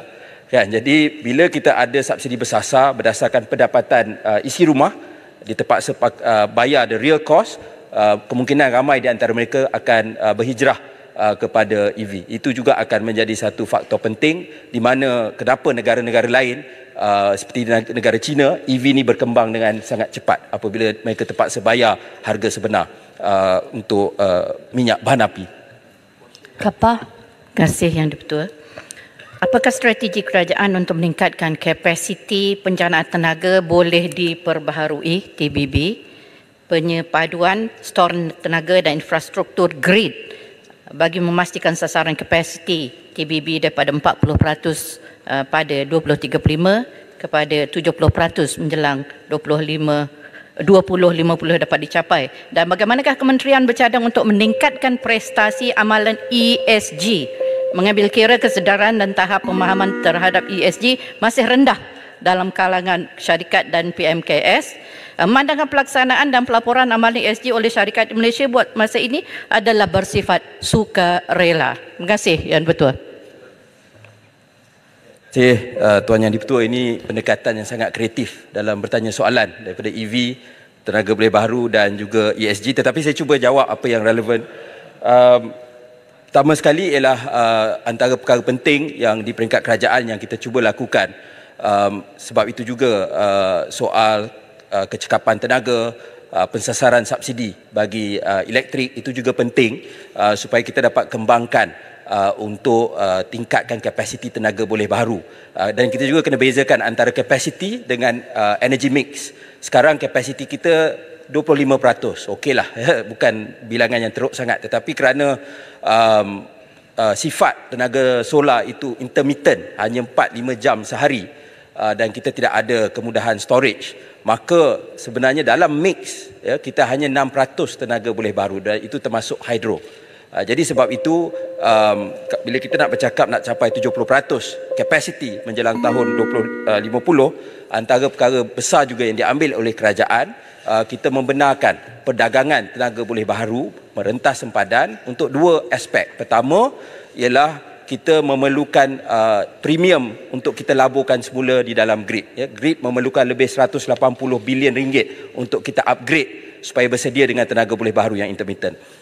Jadi bila kita jual ke negara lain, kita boleh labur dengan tanpa membebankan terlalu banyak untuk rakyat Malaysia. Kedua, begitu juga untuk storage yang disebut oleh Yang Berhormat sebentar tadi, itu juga kos yang tinggi. Di Singapura pun buat masa ini mereka masih subsidize untuk storage. Itu Singapura yang banyak bayar ikut harga pasaran. Dan akhir sekali bila kita ada grid, dia ada satu sistem yang lebih besar. Kita boleh Laos misalnya banyak hasilkan tenaga hidro, kita boleh beli, dah pun dibuat di negara kita dan Singapura dan sebagainya, dan itu akan membantu kestabilan grid kita. Yang tentang ESG itu mungkin saya akan jawab secara bertulis. Saya jemput Datuk Muslimin bin Yahaya Sungai Besar. Bismillahirrahmanirrahim. Assalamualaikum warahmatullahi taala wabarakatuh. Salam sejahtera Tuan Yang Pertua kepada Yang Berhormat Menteri Pertanian dan Keterjaminan Makanan. Soalan saya nombor 6. Terima kasih Yang Berhormat Sungai Besar. Memang Sungai Besar ni padi ada, nelayan pun ada. Program Allowance Sara Hidup Nelayan mula dilaksanakan sejak 2008. Bertujuan untuk membantu meringankan bebanan golongan nelayan menghadapi tekanan ekonomi akibat kenaikan kos sara hidup. Para nelayan menerima allowance sara hidup nelayan pada kadar RM300 sebulan. Bagi nelayan laut dan darat, nelayan darat RM250 sebulan. Sepanjang tempoh 2018 hingga 2022, jumlah keseluruhan bayaran allowance sara hidup nelayan adalah berjumlah 622.88 juta. Pada tahun 2023, sebanyak 147.3 juta telah diperuntukkan untuk program ini yang merangkumi nelayan laut dan juga nelayan darat. Antara insentif yang diberikan oleh kementerian kepada golongan nelayan adalah seperti berikut. Skim subsidi diesel. Ini nelayan boleh mendapatkan dengan harga RM1.65 seliter. Dan bagi tempoh 2018 hingga 2022, nilai subsidi yang ditanggung oleh kerajaan sebanyak 3.61 bilion. Satu angka yang agak besar. Insentif hasil tangkapan. Program ini diberi kepada Bot A, Bot B dan Bot C. Daripada program hasil tangkapan ini merupakan insentif yang diberikan sejak 2008 sampai sekarang. Iaitu setiap tangkapan sekilo dibayar tambahan 10 sen oleh LKIM. Jadi Bot A RM150, Bot B sehingga RM750, Bot C hingga RM1,000. Sejumlah 74 juta telah dibayar kepada 29,529 nelayan bagi tempoh 2018 hingga 2022. Skim bantuan bencana alam dan kebajikan nelayan yang mula dilaksanakan daripada 2009 sehingga sekarang bertujuan untuk memberi bantuan dan sumbangan segera dalam bentuk kewangan atau barangan atau sebarang bentuk yang bersesuaian kepada nelayan yang terlibat.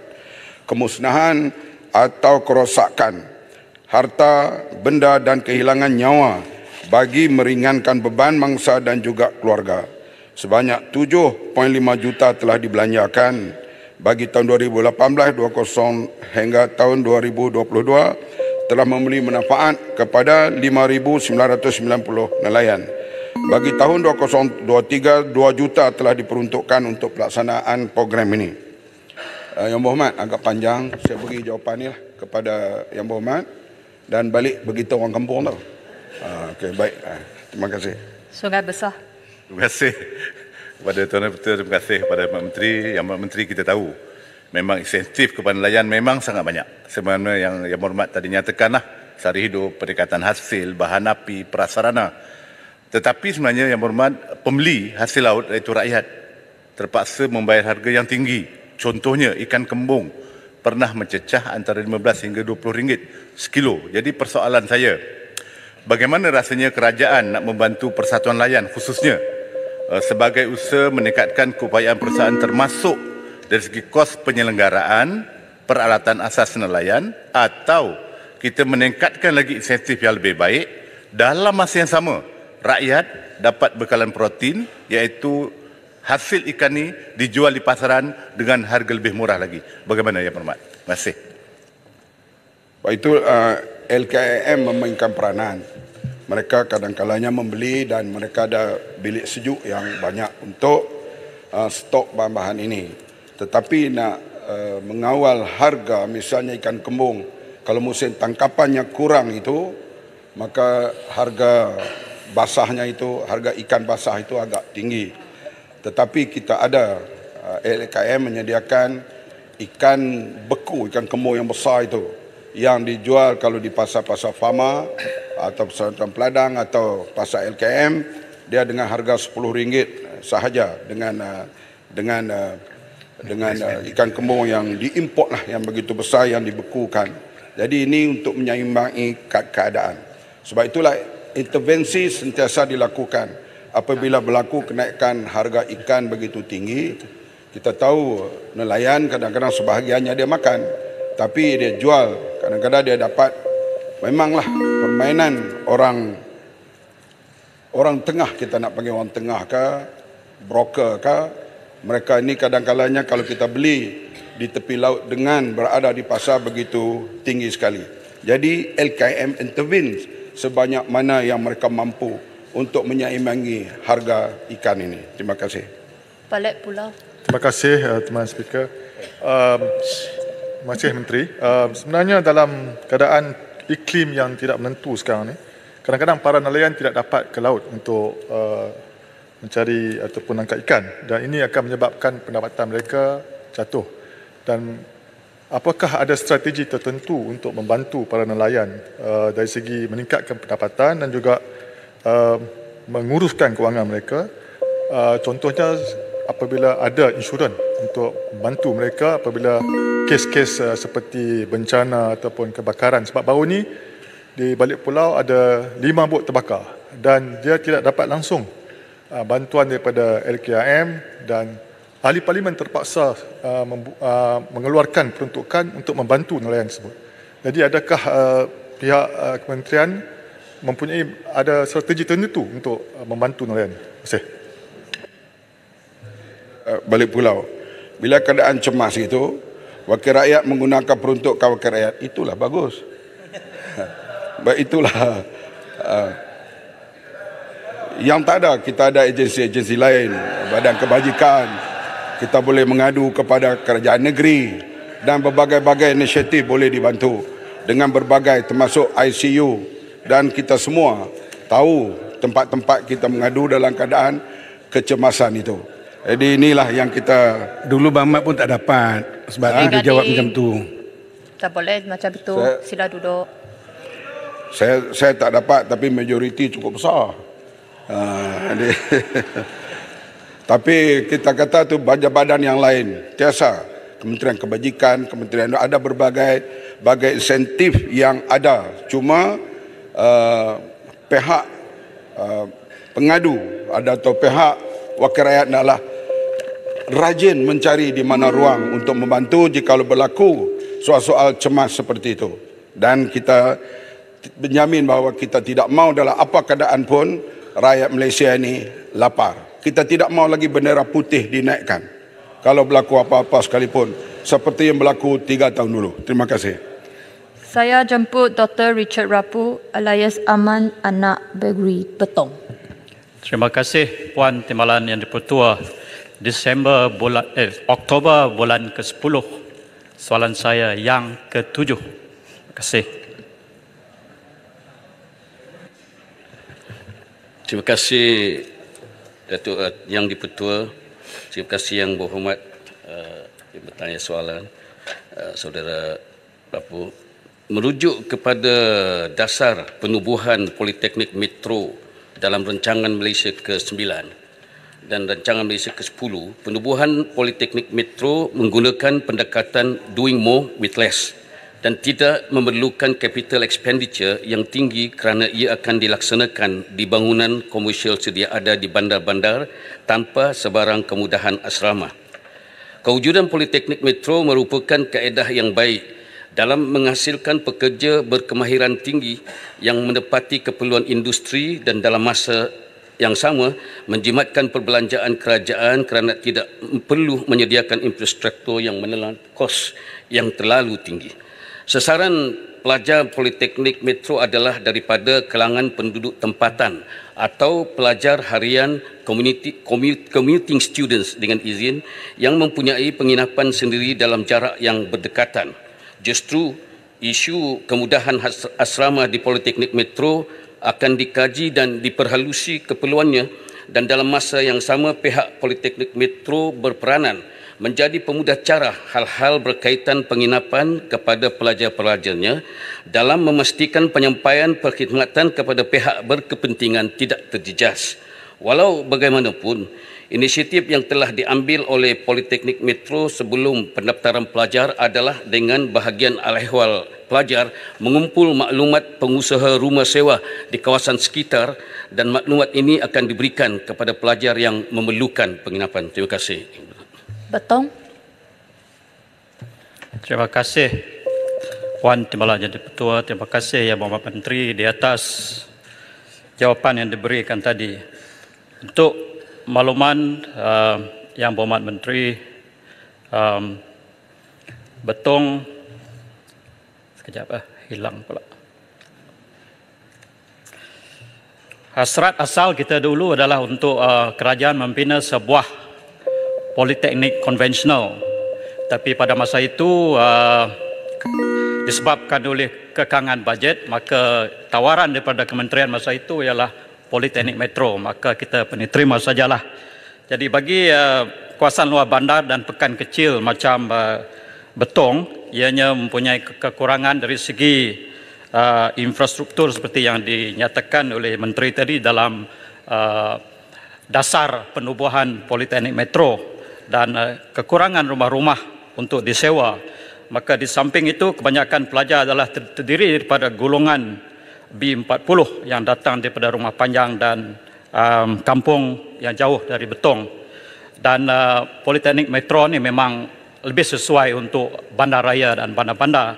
Maka oleh itu ianya mendatangkan banyak masalah kepada pelajar yang mencari tempat penginapan semasa belajar. Saya difahamkan pada sesi yang ini 2024 292 pelajar yang ditawarkan, namun hanya 77 yang setuju terima sebab mereka terpaksa menolak atas faktor ketiadaan asrama.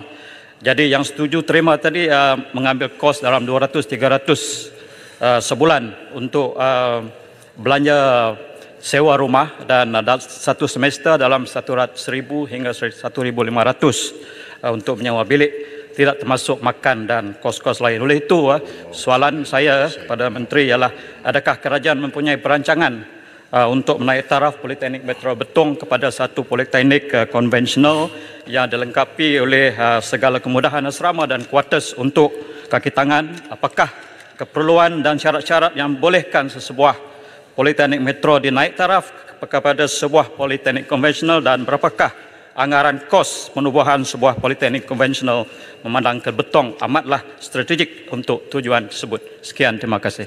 Yang Berhormat Menteri. Terima kasih Yang Di-Pertua, terima kasih Yang Berhormat Betong atas soalan tambahan. Pertamanya, saya nak sentuh bahawa Kementerian sedia maklum tentang masalah yang dihadapi oleh Politeknik Metro berhubung kait dengan penginapan pelajar ini. Akan tetapi oleh kerana perancangan asal kita mengikut apa yang kita telah putuskan ialah bahawa sesebuah politeknik itu kita membina atas dasar beberapa kajian yang kita buat.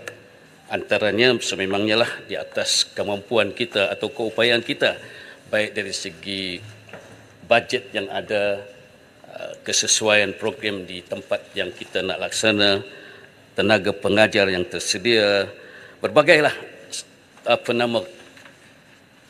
pertimbangan yang kita ambil kira untuk membolehkan kita melaksanakan suatu pembinaan dan pewujudan semua politeknik. Maka itu kita melihat kepada keperluan di Betong pada ketika itu, seperti mana yang lebih Betong faham, bahawa kekangan belanjawan itu, bajet itu menjadi satu daripada masalah.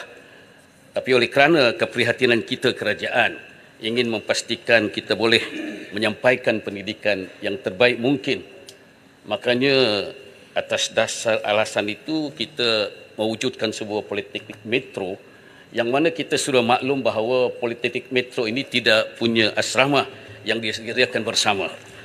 Akan tetapi seperti mana yang disarankan oleh Yang Berhormat Bitong, kita akan mengambil maklum tentang pandangan tersebut. Pertamanya kita akan lihat bagaimana mungkin kita boleh atasi masalah penginapan kepada pelajar yang tidak dapat meneruskan kerana tiada penginapan, dan juga pandangan dan cadangan Yang Berhormat Bitong untuk menaik taraf metro itu kepada konvensional. Saya akan angkat ke pihak kementerian dan terima kasih.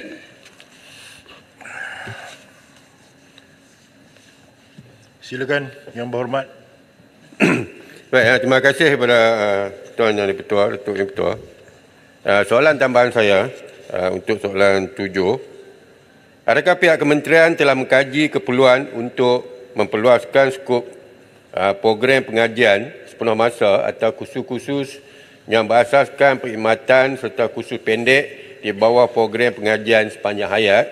Bagi contoh, Yang Berhormat Menteri, Politeknik Metro Kuantan kini menawarkan 2 program. Satu iaitu program perkhidmatan makanan, amalan halal, dan juga yang kedua diploma pengurusan pelancongan. Terima kasih. Yang Berhormat Menteri. Terima kasih Yang Di-Pertua. Terima kasih kepada Yang Berhormat Kulim. Program pembelajaran sepanjang hayat yang kita laksanakan terutamanya di college community sedia ada, kita menawarkan berbagai program yang mana juga kita melihat kepada kesesuaian setempat di mana kita letak college community itu. Kita ada berbagai program yang berdasarkan objektif seperti berikut. Pertama, pembangunan komuniti berpengetahuan, pusat latihan untuk meningkatkan kemahiran dan melatih semula untuk keperluan tenaga kerja setempat, menyediakan rangkaian strategik untuk pengukuhan aktiviti sosio-ekonomi dalam kalangan pelanggan setempat dan pemegang taruh, dan menyediakan kemudahan dan paket pengetahuan yang berpusatkan komuniti. Atas saranan Yang Berhormat tadi, pihak kementerian akan mengambil perhatian dan akan melihat kepada kesesuaian program itu. Andainya boleh, kita akan laksanakan. Terima kasih. Soalan nombor 8 tidak hadir. Saya terus ke soalan yang ke nombor 9. Datuk Vetrum bin Bahanda, Yang Berhormat Kota Marudu. Datuk Yang Di-Pertua, soalan saya nombor 9.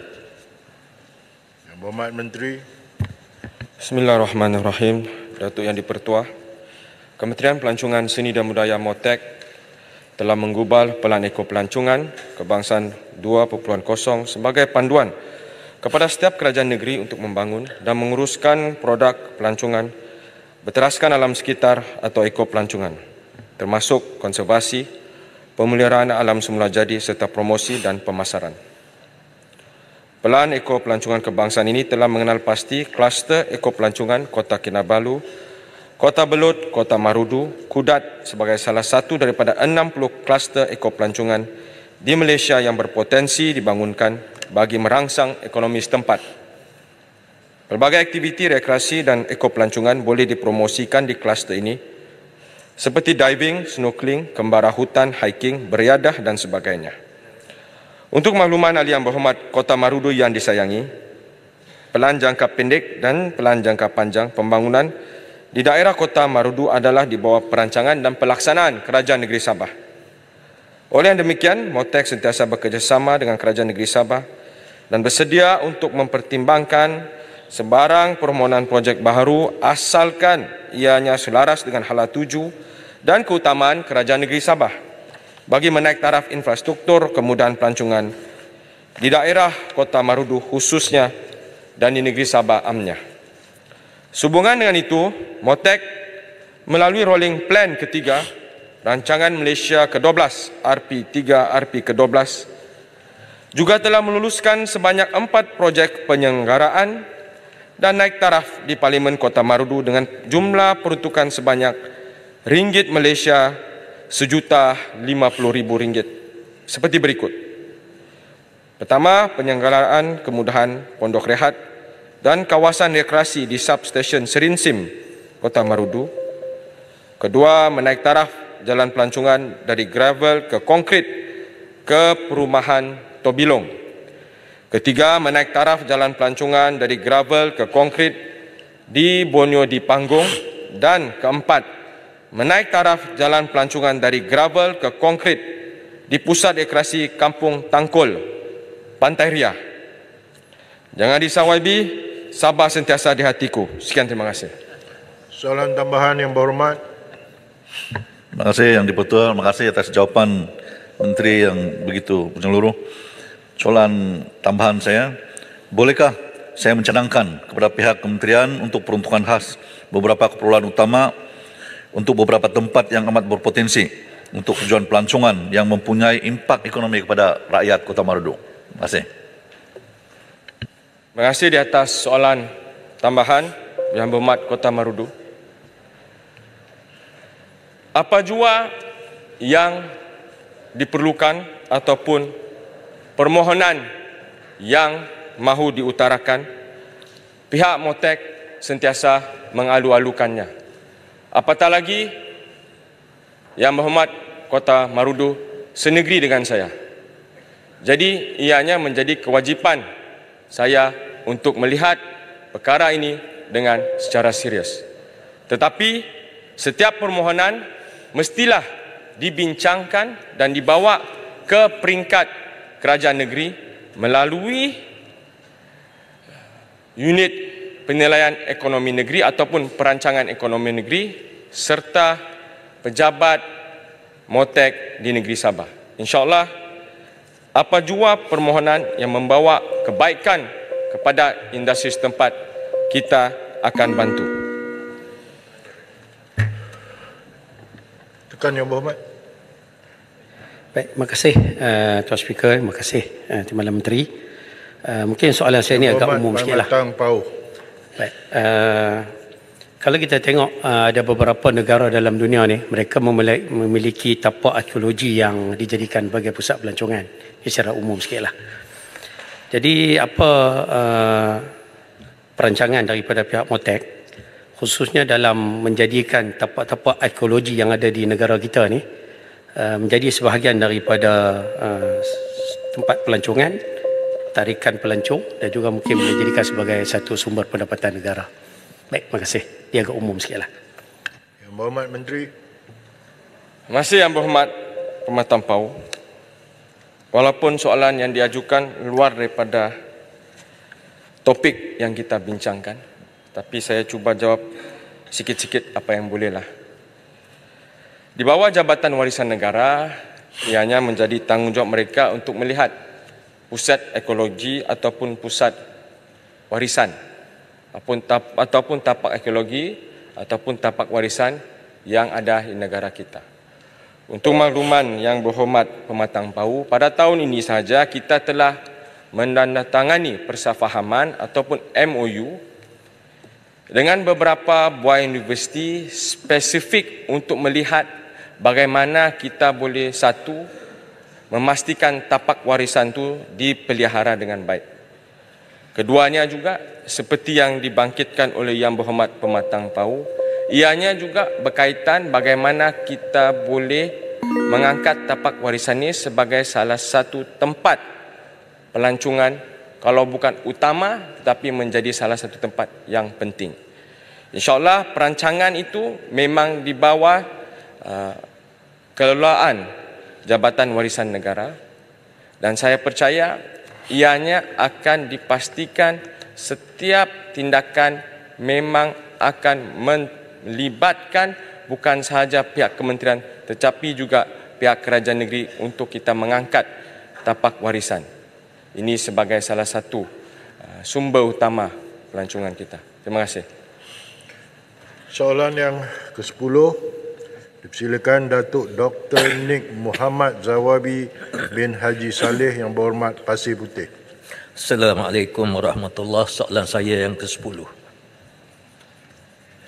Terima kasih Yang Berhormat Pasir Putih. Ini bekas Timbalan Menteri Pertanian. Akta Lembaga Pemasaran Pertanian Persekutuan 1965 telah memperuntukkan peranan dan bidang kuasa fama dalam menyelia, menyelaras, mengawal dan mempertingkatkan pemasaran hasil pertanian di Malaysia. Ini merangkumi sayur-sayuran, buah-buahan termasuk ternakan ruminan dan unggas. Peranan dan fungsi fama terus diperkasa melalui pelaksanaan pelbagai strategi. Yang paling utama, pembangunan outlet peruncitan. Fama telah membangunkan outlet peruncitan di seluruh negara bertujuan untuk meningkatkan kecekapan aktiviti pengedaran produk agro makanan terus kepada pengguna. Menerusi outlet ini, pengguna mudah untuk mendapatkan akses kepada bekalan makanan pada harga yang berpatutan. Bagi memastikan sayur-sayuran tempatan dapat dipasarkan terus kepada pengguna, Fama telah membangunkan 818 buah outlet peruncitan di seluruh negara sebagai alternatif pasaran kepada pengeluar dan telah menjana nilai jualan keseluruhannya 1.2 bilion. Saya ucap terima kasih Fama ni, outletnya yang paling tinggi jualannya di Kelantan. Lebih daripada 1 juta satu hari. Dalam pengenalan Fama ini, Pasar Kelantan ini saya dah pergi 2 kali kerana saya tertarik dengan jualan yang begitu tinggi dan sokongan masyarakat dan harganya yang agak berpatutan bagi pendapatan rakyat Kelantan. Maka harga yang dijual di situ memang mereka mampu. Pembangunan infrastruktur pemasaran. Sehingga kini Fama mempunyai 40 pusat operasi di seluruh negara yang giat menjalankan aktiviti secara terus dari ladang untuk diedar ke pasaran kepada pengguna. Sehingga 30 September 2023, Fama melalui pusat operasi telah membuat belian sebanyak 4,553 tan metrik bernilai 10 juta dan telah mencatatkan nilai jualan 9.2 juta. Pasar Fama ni kau bangkrian. Pada masa yang sama, Fama turut menyediakan fasiliti seperti sewaan bilik sejuk dan logistik bagi menyimpan produk segar pertanian dan seterusnya memudahkan aktiviti pengedaran dan pemasaran dijalankan di pusat operasi tersebut. Fama turut membangunkan usahawan pemasar bertujuan untuk meningkatkan jaringan pengedaran dan daya saing yang sihat dan dalam pasaran. Untuk itu, Fama telah melaksanakan program rakan pemasar kontrak, iaitu program kerjasama strategik antara usahawan pemasar bimbingan Fama dengan peserta ladang kontrak. Sehingga 30 September 2023, Fama telah membangunkan seramai 45 usahawan pemasar yang mendapat bekalan daripada 450 orang pengeluar dengan kuantiti jualan sebanyak 556 tan metrik yang bernilai 1.9 juta. Jadi inilah peranan Fama yang utama. Terima kasih. Soalan tambahan yang berhormat. Terima kasih Datuk Seri Yang di-Pertua dan Datuk Seri Menteri. Pertamanya saya rakamkan jutaan terima kasih khusus kepada Fama yang telah menyediakan kemudahan kepada rakyat di dalam negara kita. Cuma di sini saya ada sedikit kemusykilan berkenaan dengan food security yang ada dalam negara kita. Kadang-kadang kita bercakap dia tidak cukup. Soalan saya, adakah pihak kerajaan bersedia untuk mewujudkan sebuah syarikat yang khusus? Bahagian sayur-sayuran, bahagian padi dan beras, ikan dan seumpamanya, syarikat yang khusus yang mengendalikan urusan ini. Sekarang ini Fama LPP dia menyeliakan saja yang dibuat oleh petani. Tapi kita nak sebagaimana setengah daripada negara pengeluar food security ini, mereka ada syarikat milik negara yang mengusahakan ladang dan seumpamanya sebagaimana yang kita wujudkan Smart SBB yang ada kerjasama dengan Petronas dan seumpamanya. Adakah kerajaan bersedia membesarkan agenda ini? Sekian, terima kasih. Terima kasih atas pandangan Yang berhormat dan bekas Timbalan Menteri Pertanian, memang sekarang ni FAMA lebih bersifat intervensi dan juga cuba menyelamatkan sayur-sayur apabila dia berlaku terlalu murah, yang ada kontrak kami dengan FAMA, maka kita beli dengan harga lantai. Ataupun FAMA nak menjadikan hal sayuran, hal makanan ini seperti bernas, menjaga ikan, LKAM dan juga yang lain-lain itu satu pandangan dan kita mengambil perhatian untuk bincang hal ini. Sebab food security ini sudah menjadi satu agenda di seluruh dunia. Dan sebarang pandangan untuk kita menjaga soal keterjaminan makanan ini memang satu perkara yang cukup menjadi keutamaan. Macamnya sekarang, apa akibat perang yang berlaku di Palestin kalau berlanjutan? Bagaimana dengan harga minyak dan sebagainya? Bagaimana dengan supply chain? Oleh itu kita kena bincang secara serius dan kita ada berbagai jawatan kuasa sekarang termasuk di peringkat kementerian untuk melihat perlu kepada peranan shift perubahan ke arah yang lebih baik untuk menjaga food security ini. Terima kasih atas pandangan Pasir Putih. Yang berhormat Kuala Pilah. Terima kasih Timbalan Speaker. Soalan tambahan saya. Apakah usaha kementerian untuk mengatasi isu ketidakseimbangan bekalan sayur tempatan di seluruh negara yang menyebabkan harga sayur-sayuran ini tidak stabil, dan apakah usaha kementerian untuk memastikan tidak berlakunya isu lambakan sayur? Terima kasih. Isu lambakan sayur ini berlaku dari masa ke semasa. Misalnya kalau harga cili, misalnya harga mentimun berada dalam begitu tinggi, maka ramai yang terlibat menanam timun. Maka hasil diperolehinya satu waktu, satu masa, maka dia menjadi terlalu murah. Dan di sinilah kita lihat FAMA memainkan peranan membeli dengan harga lantai. Harga lantai yang ditetapkan, misalnya timun misalnya RM7 sekilo, maka dibeli dengan harga lantai itu. Nak menentukan supaya ianya stabil sepanjang masa, memang ianya agak bermasalah karena keadaan cuaca yang berlainan. Kadang-kalanya misalnya berlaku, kalau kita kata cili misalnya, tak pernah berlaku harganya di bawah harga lantai. Sebab cili ini kita tahu sekarang ini nak tanam di Malaysia, petani merungut ianya memerlukan baja dan sebagainya yang lebih tinggi dan lebih murah kalau import daripada Thailand dan Vietnam. Walau bagaimanapun kita janganlah jadi seperti beras, iaitu kita import maka ianya murah, maka kita sentiasa import. Cili misalnya kita mesti cari jalan supaya ia ditanam dan cukup di Malaysia ini. Sekarang kalau kita pergi ke negeri sebelah utara, termasuklah Kedah, Kelantan, Perlis, cilinya sudah tentulah yang paling dekat daripada Thailand.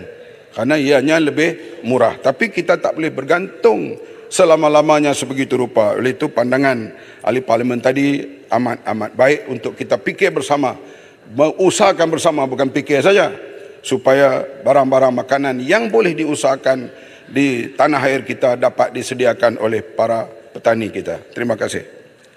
Terima kasih Yang Berhormat Menteri.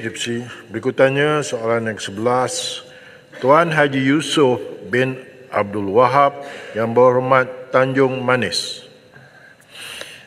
Terima kasih Datuk Speaker. Soalan saya nombor 11. Yang Berhormat Menteri. Terima kasih Yang Berhormat Tanjung Manis. Datuk Yang Dipertua, kerajaan sedia maklum mengenai kekurangan pekerja asing bagi sektor pembinaan. Atas keprihatinan ini, kerajaan telah membenarkan pengambilan pekerja asing baharu pada 15 Februari 2022. Kerajaan juga telah memperkenalkan pelan kelonggaran penggajian pekerja asing pada 17 Januari 2023 hingga 18 Mac 2023 bagi menyegerakan kelulusan untuk sektor-sektor yang mempunyai tahap kebergantungan tinggi kepada pekerja asing. Antaranya seperti sektor pembinaan, perkilangan, perladangan, pertanian dan perkhidmatan. Sehingga 18 Mac 2023 sebanyak 1,136,022 kota penggajian pekerja asing telah diluluskan. Daripada jumlah tersebut, sebanyak 359,989 kota yang melibatkan 2,449 majikan atau 31.68% daripada keseluruhan kota yang diluruskan adalah bagi sektor pembinaan. Unjuran keperluan pekerja asing bagi sektor pembinaan oleh Agensi Kawal Selia semasa pelaksanaan Pelan Kelonggaran penggajian pekerja asing adalah sebanyak 301,000. Dalam hal ini, sehingga 9 Oktober 2023, data kemasukan pekerja asing bagi sektor pembinaan yang diperolehi daripada Kementerian Dalam Negeri adalah seramai 222,230 orang. Untuk makluman Dewan Yang Mulia, peranan Kementerian Sumber Manusia dalam proses penggajian pekerja asing ini adalah dari aspek menerima permohonan, memproses permohonan dan kelulusan kota. Manakala aspek kemasukan pekerja asing adalah di bawah bidang kuasa Kementerian Dalam Negeri. Pihak majikan dalam membuat persediaan dan mengambil langkah proaktif dalam mematuhi segala syarat supaya pengeluaran visa dengan rujukan dapat disegerakan. Majikan yang telah menerima surat kelulusan bersyarat dan telah membayar levi diberi tempoh 18 bulan untuk membawa masuk pekerja asing. Oleh itu, pihak majikan hendaklah merancang dengan baik kemasukan pekerja asing sesuai dengan keperluan projek-projek yang dilaksanakan. Bagi sektor pembinaan, kebanyakan majikan melaksanakan urusan pengambilan kemasukan pekerja asing binaan dari negara sumber secara berperingkat mengikut kemajuan projek di tapak bina. Sekian, terima kasih. Soalan tambahan yang berhormat. Terima kasih Yang Berhormat Timbalan Menteri di atas jawapan yang diberikan tadi. Untuk makluman Yang Berhormat Timbalan Menteri, jumlah pekerja asing yang diperlukan oleh industri pembinaan sekarang berdasarkan unjuran projek-projek mega yang akan dijalankan dan juga berdasarkan bajet pada tahun hadapan, dianggarkan lebih kurang 200,000 jumlah pekerja asing binaan diperlukan oleh negara kita. Saya ingin bertanya lanjut kepada Yang Berhormat Menteri, apakah langkah-langkah yang diambil oleh pihak kementerian untuk memastikan proses kelulusan permohonan permit pekerja asing binaan atau PAB ini dapat diluluskan dengan lebih cepat lagi untuk mengelakkan kekurangan pekerja asing dalam industri pembinaan dan menyebabkan projek-projek pembinaan mungkin tergendala. Dan soalan kedua saya, bukan soalan lah, berupa satu cadangan kepada pihak kementerian.